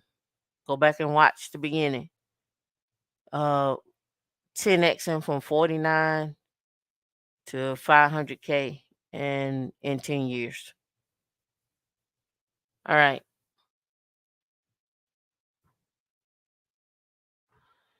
So you can see here these jobs get recommended to me, right? I have multiple alerts set up, but these jobs get recommended to me. 272 to 310.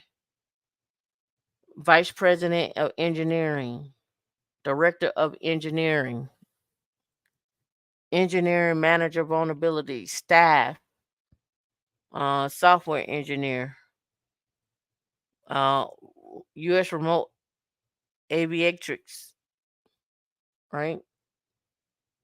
Vice President, Senior Staff, VP, Principal Data, Senior DevOps, Senior Product Manager, Senior Data Scientist.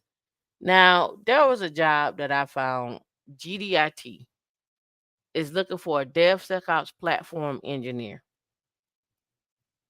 They're looking for a DevSecOps platform engineer is the title.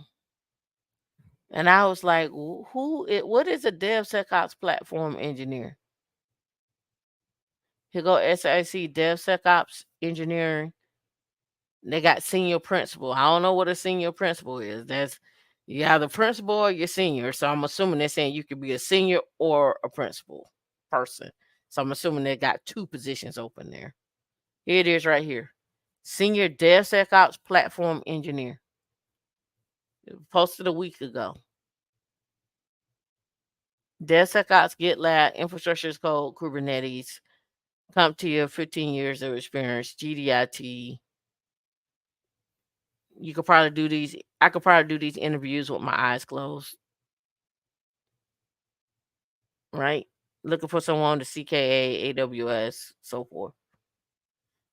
This one right here, DevSecOps engineering, whatnot, CI/CD, same thing, Kubernetes, 14 years, Helm, so forth, 160 to 200.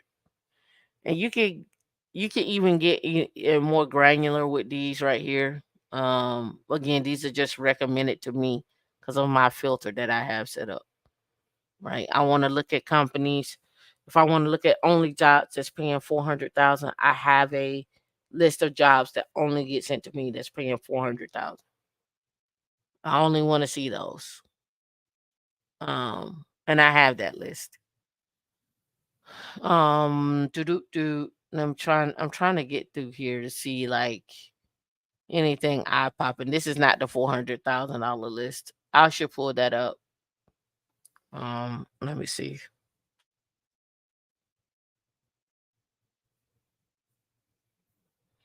This is the ladders.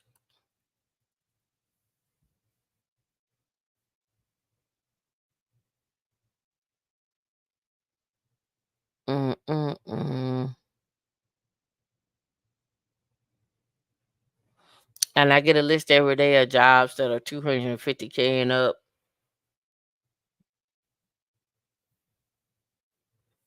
And Indeed does the same thing. Only jobs, send me jobs paying 400,000 and up.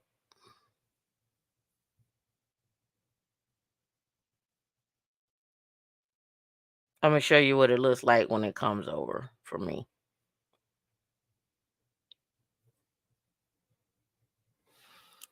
So in my email, I'll get something like this, and it'll say whatever I wanted to say, right?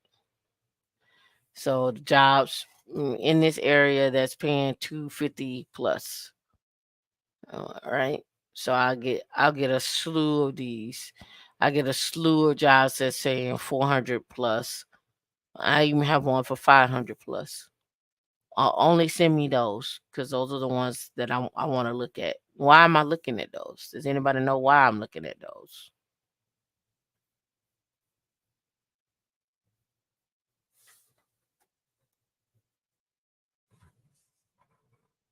You should know why.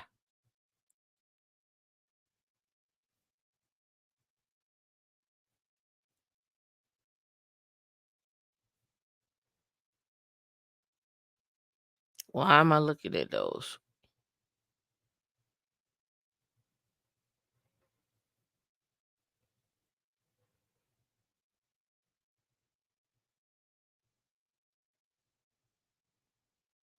I'm looking at that because I need to see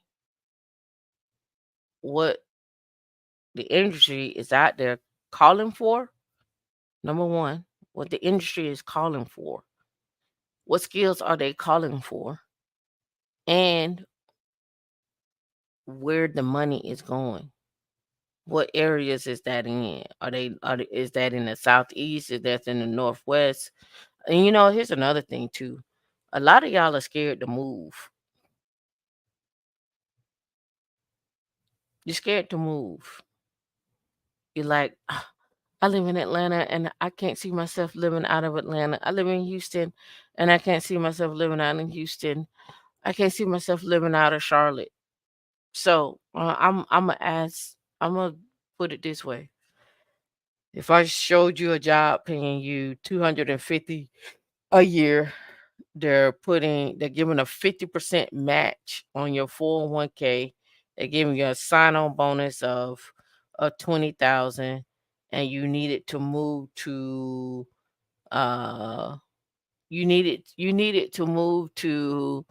uh a city in Texas, a city in Colorado, or a city in North Carolina.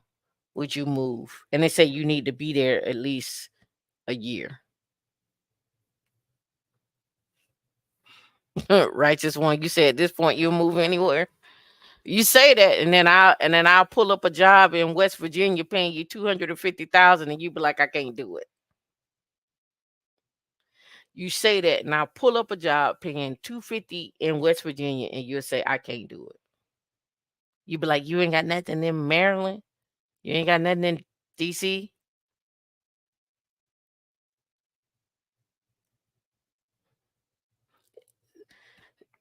If you in San Antonio, you need to go apply over at the US courts and NSA, and it's a ton of jobs in San Antonio. I could hook you up on that. That's a ton of jobs in San Antonio. Again, network. You just learn from the guy. Did y'all not learn? Right? A lot of y'all won't move. Sometimes you gotta just go on out there and be like, screw it. I'm moving. And I get a lot of you can't move. A lot of you can't move. But those that can, and you fall into, let me pull it up. If you fall in this category, this one right here. If you a sink, a sink, single income with no kids.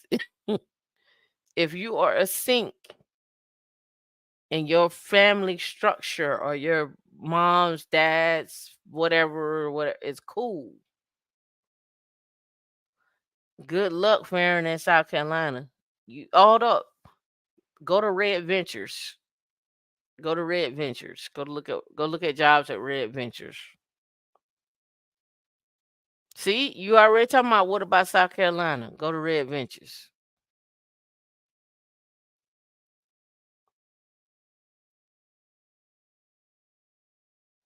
Let me see what kind of roles they got open.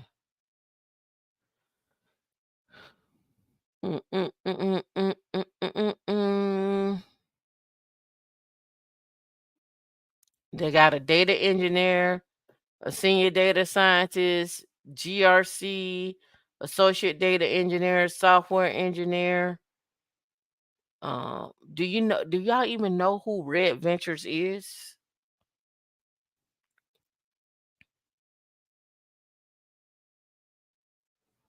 Let me pull up Red Ventures for y'all. I got a job offer from them. Oh, now you want to be? Now it's got to be near Augusta. It's telling now you like I gotta be near Augusta. See what I'm saying? Y'all proving my point. Okay, you gotta be near Augusta. Augusta is one of the leading tech hubs, and leading the way in cybersecurity in Augusta.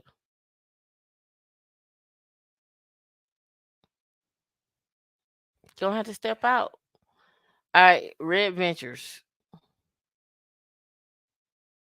Let me show you the companies they own. Let's see.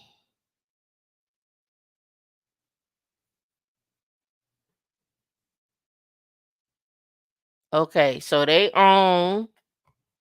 Let's pull it up. Here are the companies that Red Ventures owns. Let me go back because I don't like this look.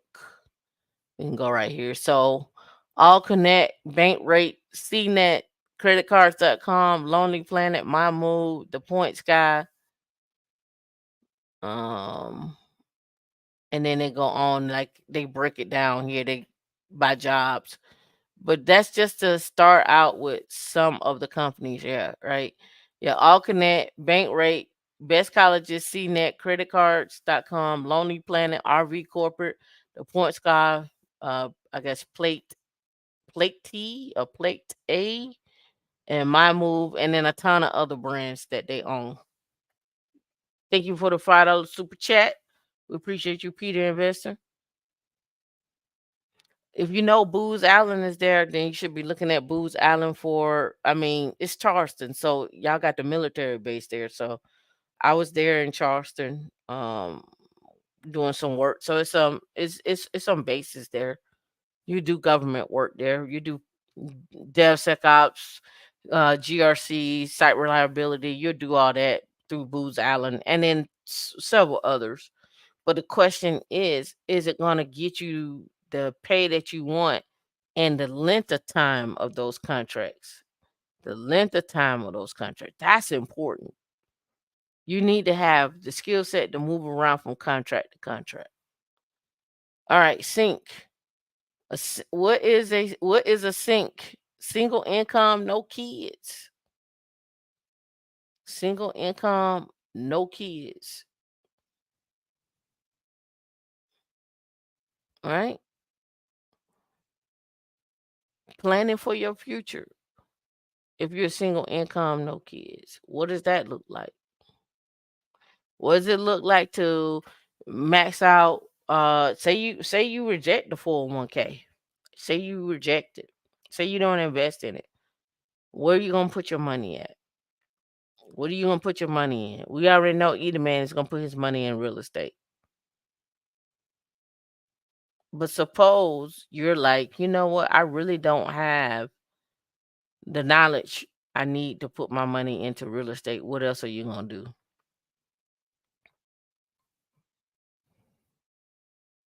Let me see how people been paying attention, D, and I'm gonna end it.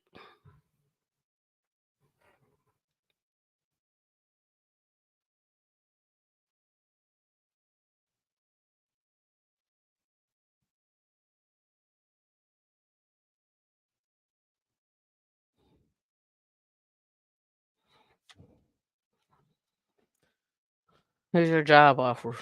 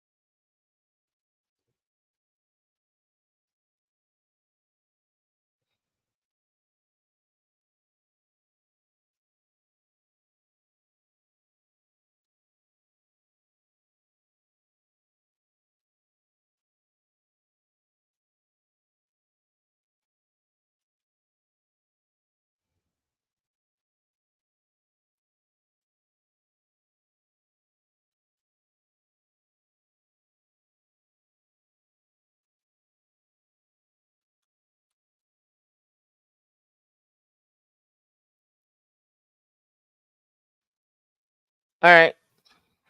So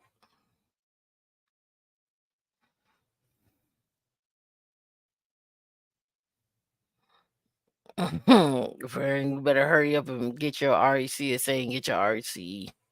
You could be employed in that area. All right, so okay, here we go. Your job offer is a base of 200K. You got a sign-on bonus of 25K. You get earned PTO 3 hours a month. I mean, I'm just throwing it out there. I do 6 hours a month. I do 6 hours a month because maybe it's 3 hours per pay period, 6 hours per month. All right. You get education assistance yearly at 10%. You get a 10% match on your 401k. You get incentive bonuses. They pay for dental. They pay for healthcare.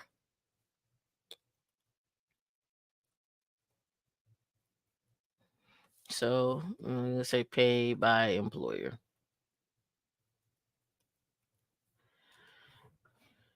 You work hybrid.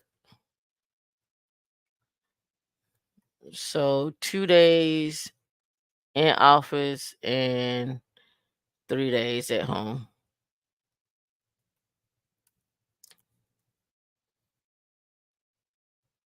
And your team size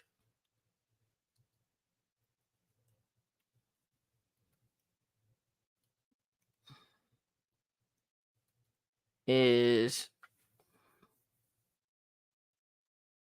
8.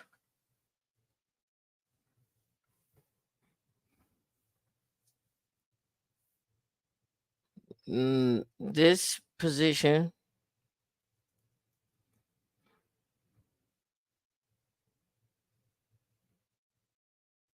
oh, let's do this one. Pocatello, Idaho. Could you do it?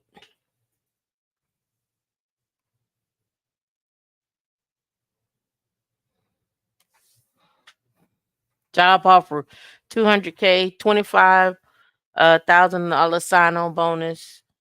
They will give relocation assistance up to 20K. Um, Education assistance, 10,000 a year, 10% match. They give an incentive bonus of 17K. It could be 17K plus. It could be a range. We'll say 17K to 20K. They pay for health care. And you work hybrid, 2 days in the office and 3 days at home. Team size of 8. The position is in Pocatello, Idaho. Could you work it?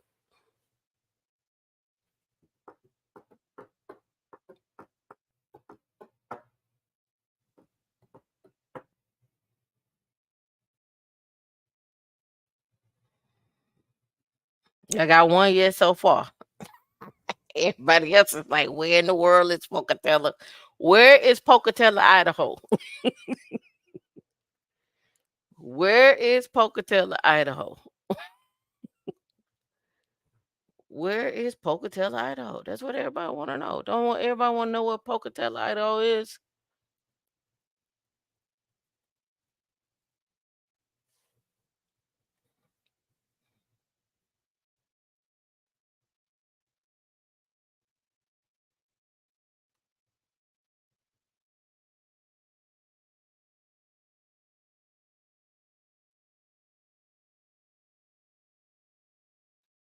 And y'all say y'all could work it.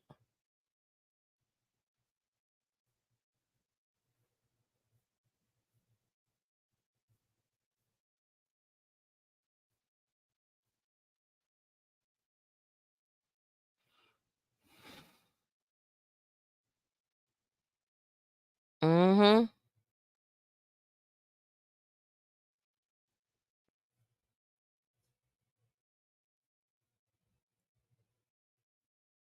And y'all had no problem with doing it. Let's see.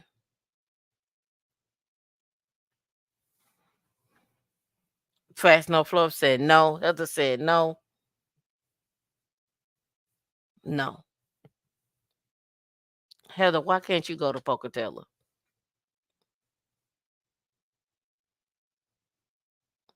D said sign her up.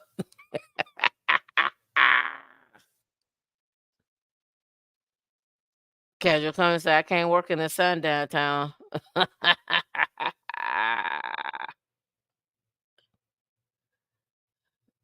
We getting a lot of no's, D.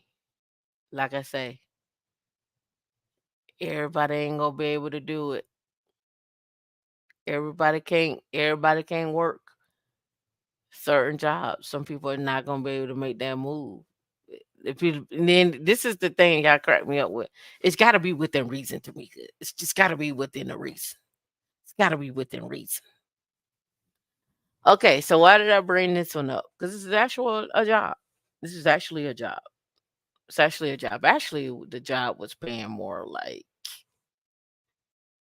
240, 25K sign on bonus, paying for relocation, assistance, 10% match, 17K. Um, they also pay for training, any training that you wanted. And like for conferences, like if you need to go to a conference, they pay for that as well too. And the question is, could you do it or could you not do it? Could you isolate yourself and be in Pocatello, Idaho, working for a contract that is 5 years on that contract? You're at 240K base. You will be the first employee on that particular contract at that time. So let's go do some math. You know, let's do some math. All right. Calculator. 240, which is overtime, and going to increase times 5. You would have made 1.2 million a year in 5 years. So now let's go to Zillow. Let's look up Pocatello, Idaho. You can get you a 3,000 square foot house in Pocatello, Idaho, 549.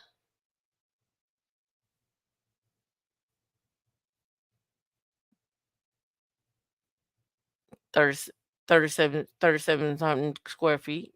Right. This is just the first one that I pulled up. Get one for 399, 4 bedroom, 3 bath, 415. And I got it selected on 3 2, so you could probably find something cheaper if you wanted to. 360, 1,800 square feet. I'm assuming this comes with land at 619.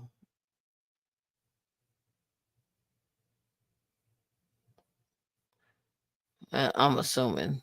Let me scroll down. See if I can find the yeah, it's got a little shed in the back. Yeah, you get some land with this one. Gotta be. This one says Central Services, 1 acre. In an acre.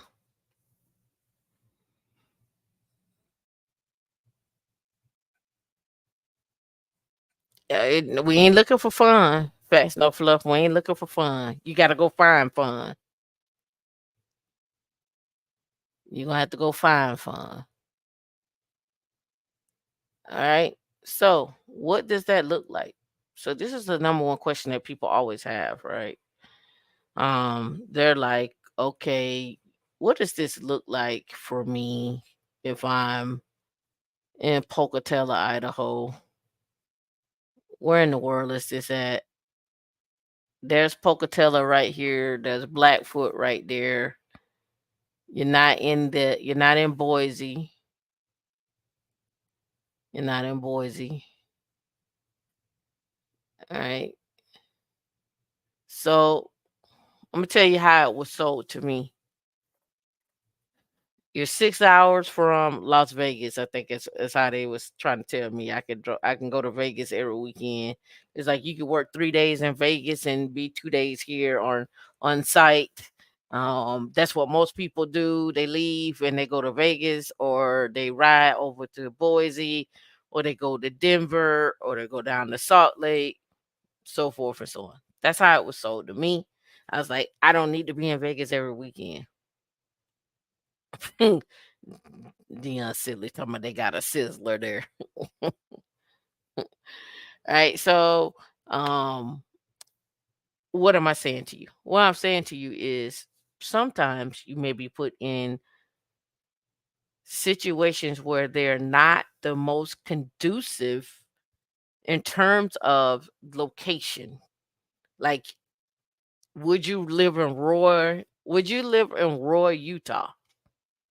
Would you live in Roy, Utah if they was paying you $400,000 and you had to be hybrid, 2 days in the building, 3 days outside? Would you do that if you getting paid 400,000 with base and everything else that I just mentioned? Right. So not everybody is cut out for these types of roles. Here's what I could say about these roles. Typically, you're probably going to be the only black person there. And if you do see another black person, believe you me, they there just like you are to get money. Sit. I'm taking this role so I can get some money. People are like, what brings you to the area? You know what brought me to the area. You don't see nobody around here that look like me. So asking me these questions. You know why I'm here. It's all about the mission, right? Yeah, it's all about the mission and my pockets. Let's just be real, right? It was an opportunity. I saw it as a great opportunity. I took it and I'm rolling with it. Now, what are you supposed to do when you get there? Because nobody ever talks about this.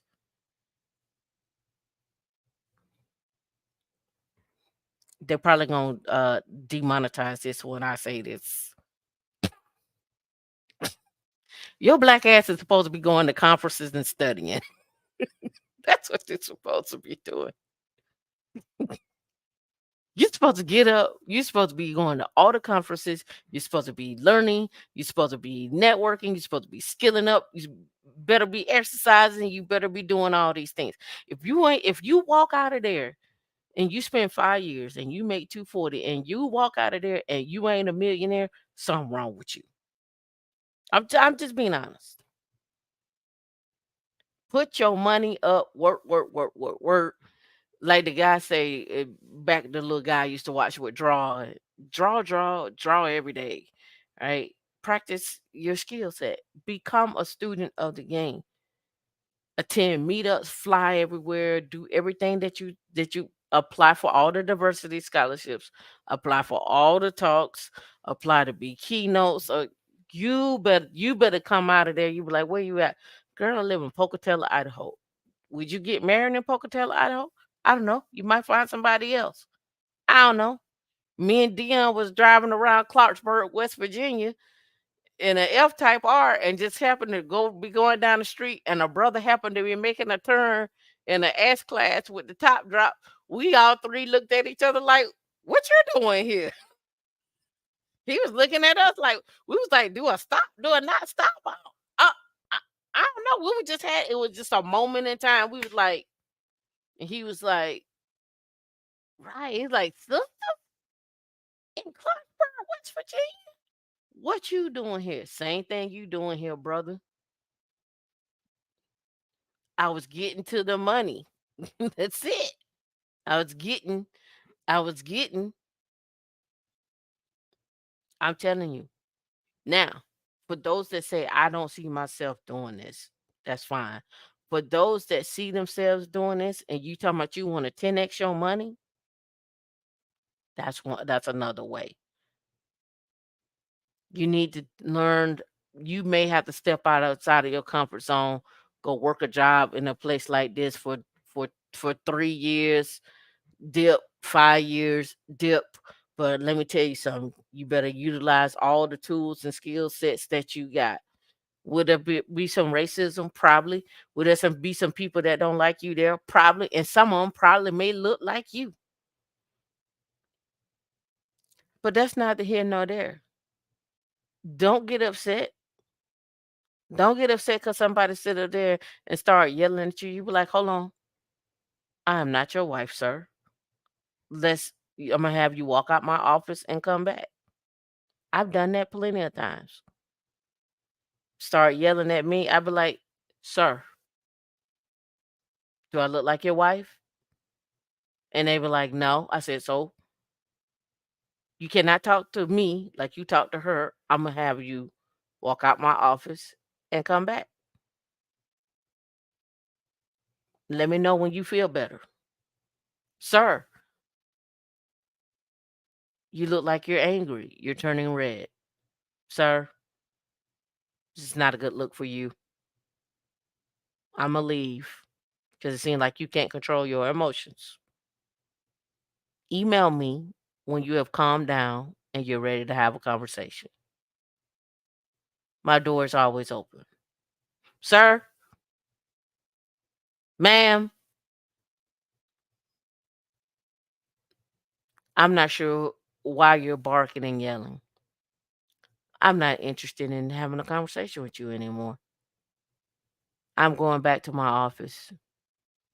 In fact, I'm leaving for the day. All right. Y'all have a good day. Sir, your fists are balled up and it seems like you want to hit me. You seem very angry as if you want to hit me. Now, there are one or two things that can happen at this point. You hit me and I will press charges and I will hit you back. Or you can punch this wall and we can get this wall replaced or patched up. How would you like to proceed?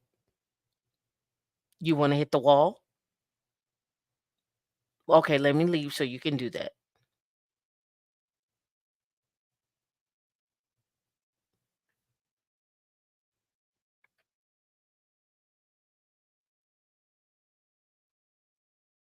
Sir, please don't snap your fingers at me when you're trying to talk to me.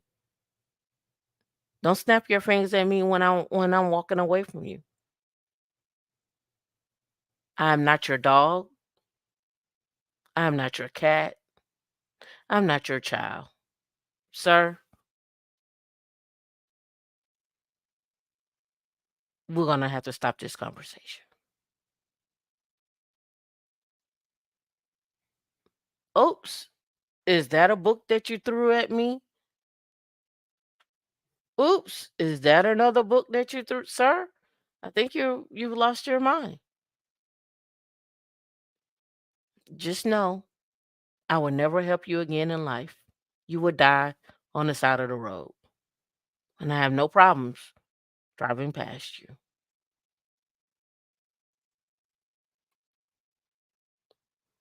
Have a good day, sir. Thank you and God bless. See, y'all get too upset. Y'all like to argue. Y'all need to learn how to keep. Sir, is is is that an attitude I detect? Mm, why do we have an attitude? What is it that you're going through? Do you need to send me an email? Do we need to walk around the building? Do we need to go to lunch? What are we having here? What's going on? S- it's giving tantrum. And I know we're all adults at work.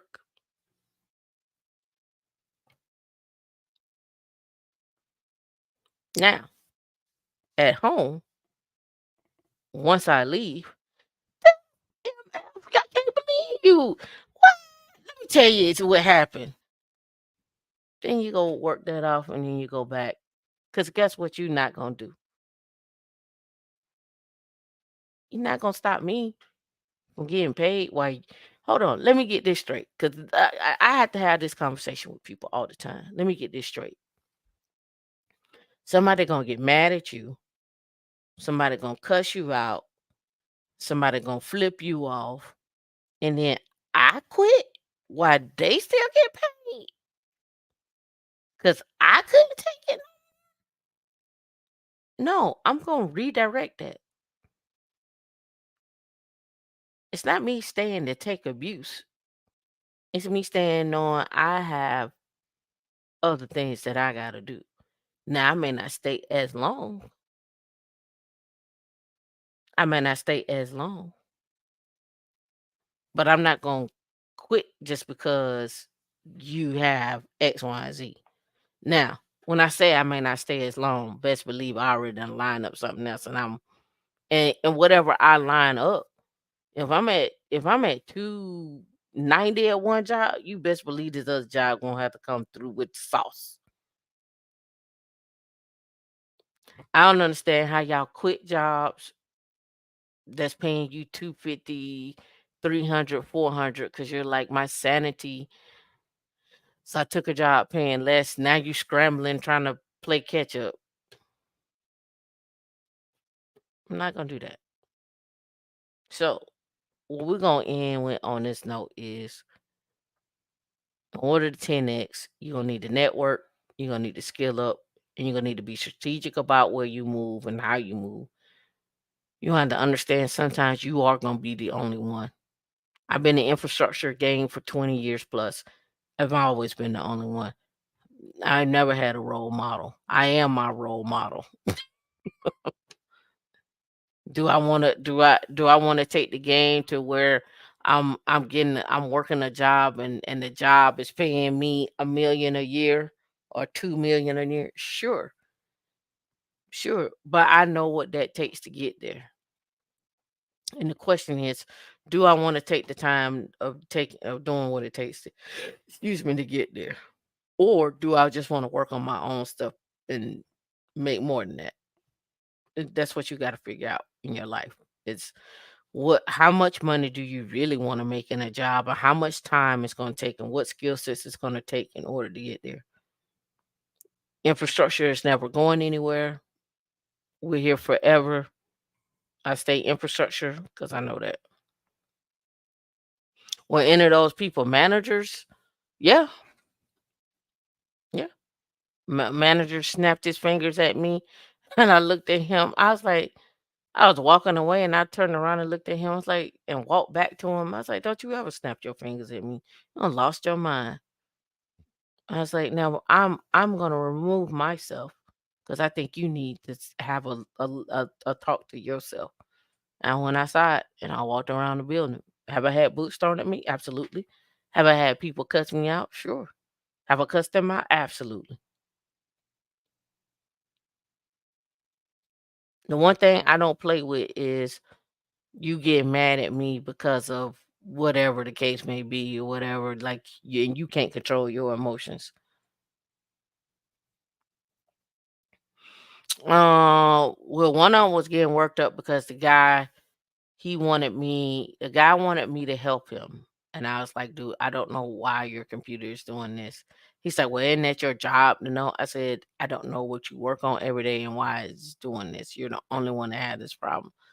So I went and started looking at his stuff. And so as I'm looking at his stuff, he gives smart comments all the time. He's like, well, I got you over here finally, or finally got you up to come over I get up out your desk to see what's going on with my computer. You finally brought your ass over here. He would say stuff like that. And so finally he said it one too many times to me that day. And I was like, I said, 1 second, be right back. And so I walked into my manager's office. I said, "Hey, I can't work with him no more. And his mouth is too much for me." I was like, "So I'm going to leave you to work with him. I'm going back to my desk. He needs help right now. So whatever you're doing, you need to stop doing what you're doing and go help him. I'm going back to my desk." And I went back to my desk. And when I went back to my desk, he's like, "Well, can you at least tell me what the issue is?" I said, "He could tell you. He got all the mouth in the world." I say, "I'll forward you the email. You can read the email. You can read the tone of the email, and then you can go over there and talk to him." So he went over there and talked to him, and he's like, "Well, can you come around and have a conversation with us?" I said, "Sure." I walk over there. He's standing up. He diagnosing his problem. I'm standing there. We looking over the problem. I was like, "I don't know," and he's like, "I don't see why his computer doing this either." Next thing you know, he's standing on the wall with his heels on the wall, both fists are clenched up. He turns red, and then he starts like jaw jacking and stuff like that. I looked at my manager and I looked at him. I was like, it looked like you want to hit me. I was like, so here's again how this is gonna go down. If you decide to hit me, I am going to press charges, and I will hit back.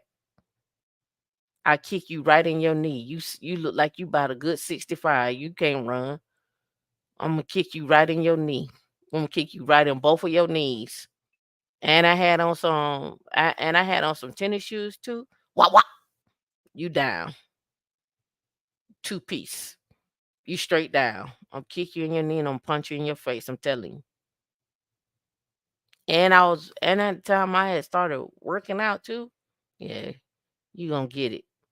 So then, as I walk out the office to walk away from him, the manager gets up out of his chair. I'm walking down the hallway. And he's like, "Get back here. Get back here." I turned around. I was like, "I know you can't be talking to me. I ain't your wife and I'm not your dog." And I know he got 2 dogs. I'm not your wife and I'm not your dog. Fix it. I'm going outside. Y'all handle that. And I didn't help him no more either. And that very same manager calls me to this very day. And he was like, he's like,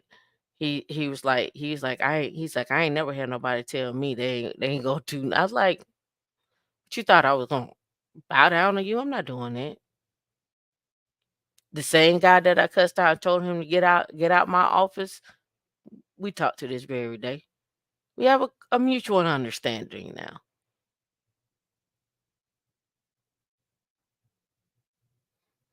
And they watch the channel. They know who I'm talking about. They know him when I am. You know your name. You know who you are.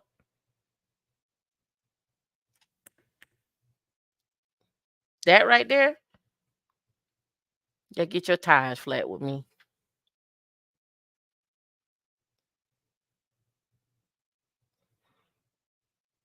Hmm, they don't need to go home today.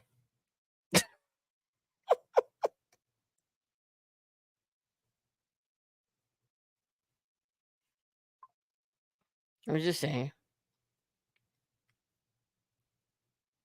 So you are going to face some of those moments in tech. The question is, do you have enough skills and enough money to walk away from what that position that you're in? Do you have enough to say? Because listen, as much as you want to go to your manager, it's only so much your manager gonna be able to do. There's only so much your manager gonna say, right? So you got to figure out what it is that you need to do and how you need to maneuver.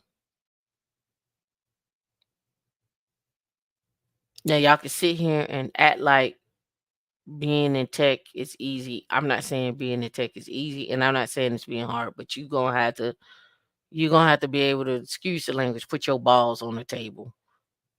And you're gonna have to learn how to defend yourself, and you're gonna have to learn how to be cold and calculated. And you're gonna, like I tell y'all, keep playing around with these journals. I keep telling y'all to write journals. Keep up with what you do every week. Keep up with what you do every day. Make sure you keep like there's a reason why it's a ticketing system. If a ticket is assigning you, screenshot everything, put everything in the ticket. Stop playing around with it. That way somebody asks you what you did for the week or what you do that day, it's in the ticket. I ain't gotta ask you because it's in the ticket. That's it. That's it. All right. We done been out 2 hours. I hope y'all got something out of it today. I used myself as a case study. I wish I could show you all the numbers. I wish I could show y'all from 2017 to 2024. If I did that, I would get nothing but haters. If I showed you from 2017 to 2024, it would be nothing but haters. They'd be like, she ain't do that. She ain't do that. She ain't get that kind of money. She lying. And it coming straight from my social security report.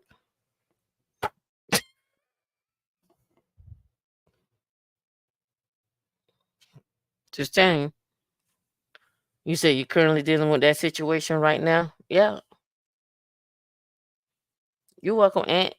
Y'all gonna have to figure out like how to take that stress that you get from people at work. And the reason why, it's a slew of reasons, but most primarily, number of the reasons, a lot of people feel like you're inadequate and you're not qualified in order to be in a position, or they feel like you're adequate and overqualified to be in a position and you feel like you're a threat. Oftentimes it comes from a place of fear. And there's nothing you can do to ease that fear. And you got to realize that from the jump. Ain't nothing you can do to ease that fear. But what you can do is your job, do your work. Make sure you cover yourself. If it's a ticket in your name, make sure you mark it. If you are invited to a meeting, show up to the meeting. If they have a meeting, take notes of the meeting. Always do a replay like, hey, this is what I got from the meeting. I just want to make sure that we're all on the same page. Boom and done. If I showed you from 2017 to 2024, people would be like, "That's them numbers is cap. She can't be the cap."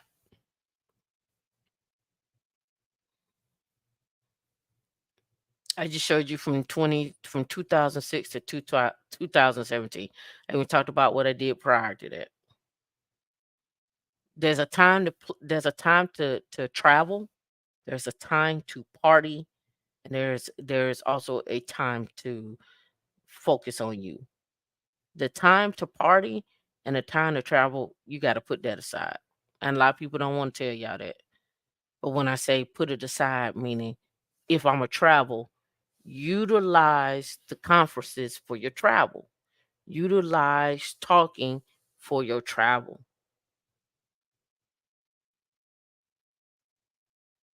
right?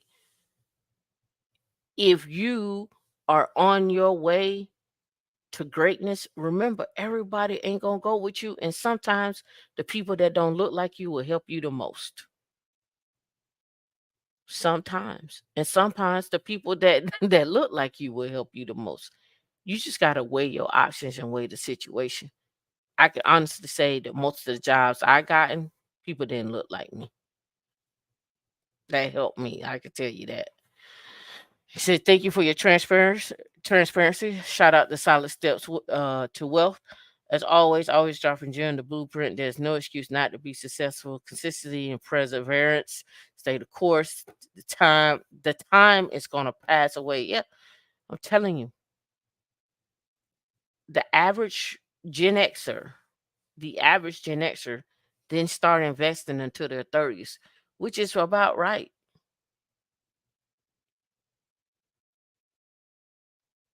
I had to think about it. Okay, I had to do that on my meetup. If I put it out here on YouTube, people just gonna scrutinize it, try to rip it apart. I mean, literally, I'm looking at it for right now.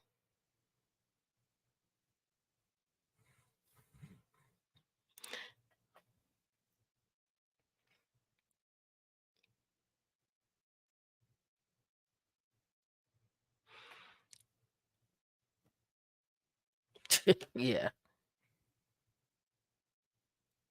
yeah,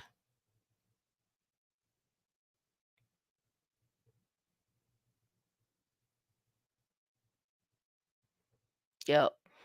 So if you go along the lines of waiting for someone to give you an opportunity, you'll be waiting forever. You always gotta out there and seize the moment. You gotta go out there and seize the moment. I'm telling you now, these companies, again, we already talked about the next $1 trillion company. We already talked about space and the chips and so forth.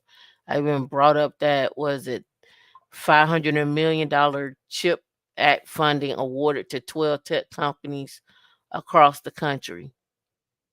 Right. This came out July 2nd of 2024, $504 million. Right. And again, we're talking about Colorado and New Mexico, right? That was 41 million. Montana, 41 million. Indiana, 51 million. Illinois, 51. Nevada, 21. New York for the Smart Eye Corridor Tech Hub, 40 million. New Hampshire, 44. South Carolina and Georgia. South Carolina Department of Commerce, which is energy based. Technology focused on clean energy and supply chain, estimated 45 million. There you go, Farron. You want to know where money is at in South Carolina? Go look at the Department of Commerce. South Florida Climate Tech Hub. Florida, Miami-Dade, 19 million. Ohio, 51 million. Oklahoma, 51 million. Wisconsin, 49 million. Right? They identified 31 tech hubs and 4 billion in investment commitments across those tech hubs. What more you want? They already told you where the money is at. I'll give y'all this link. It's on the Business Journal.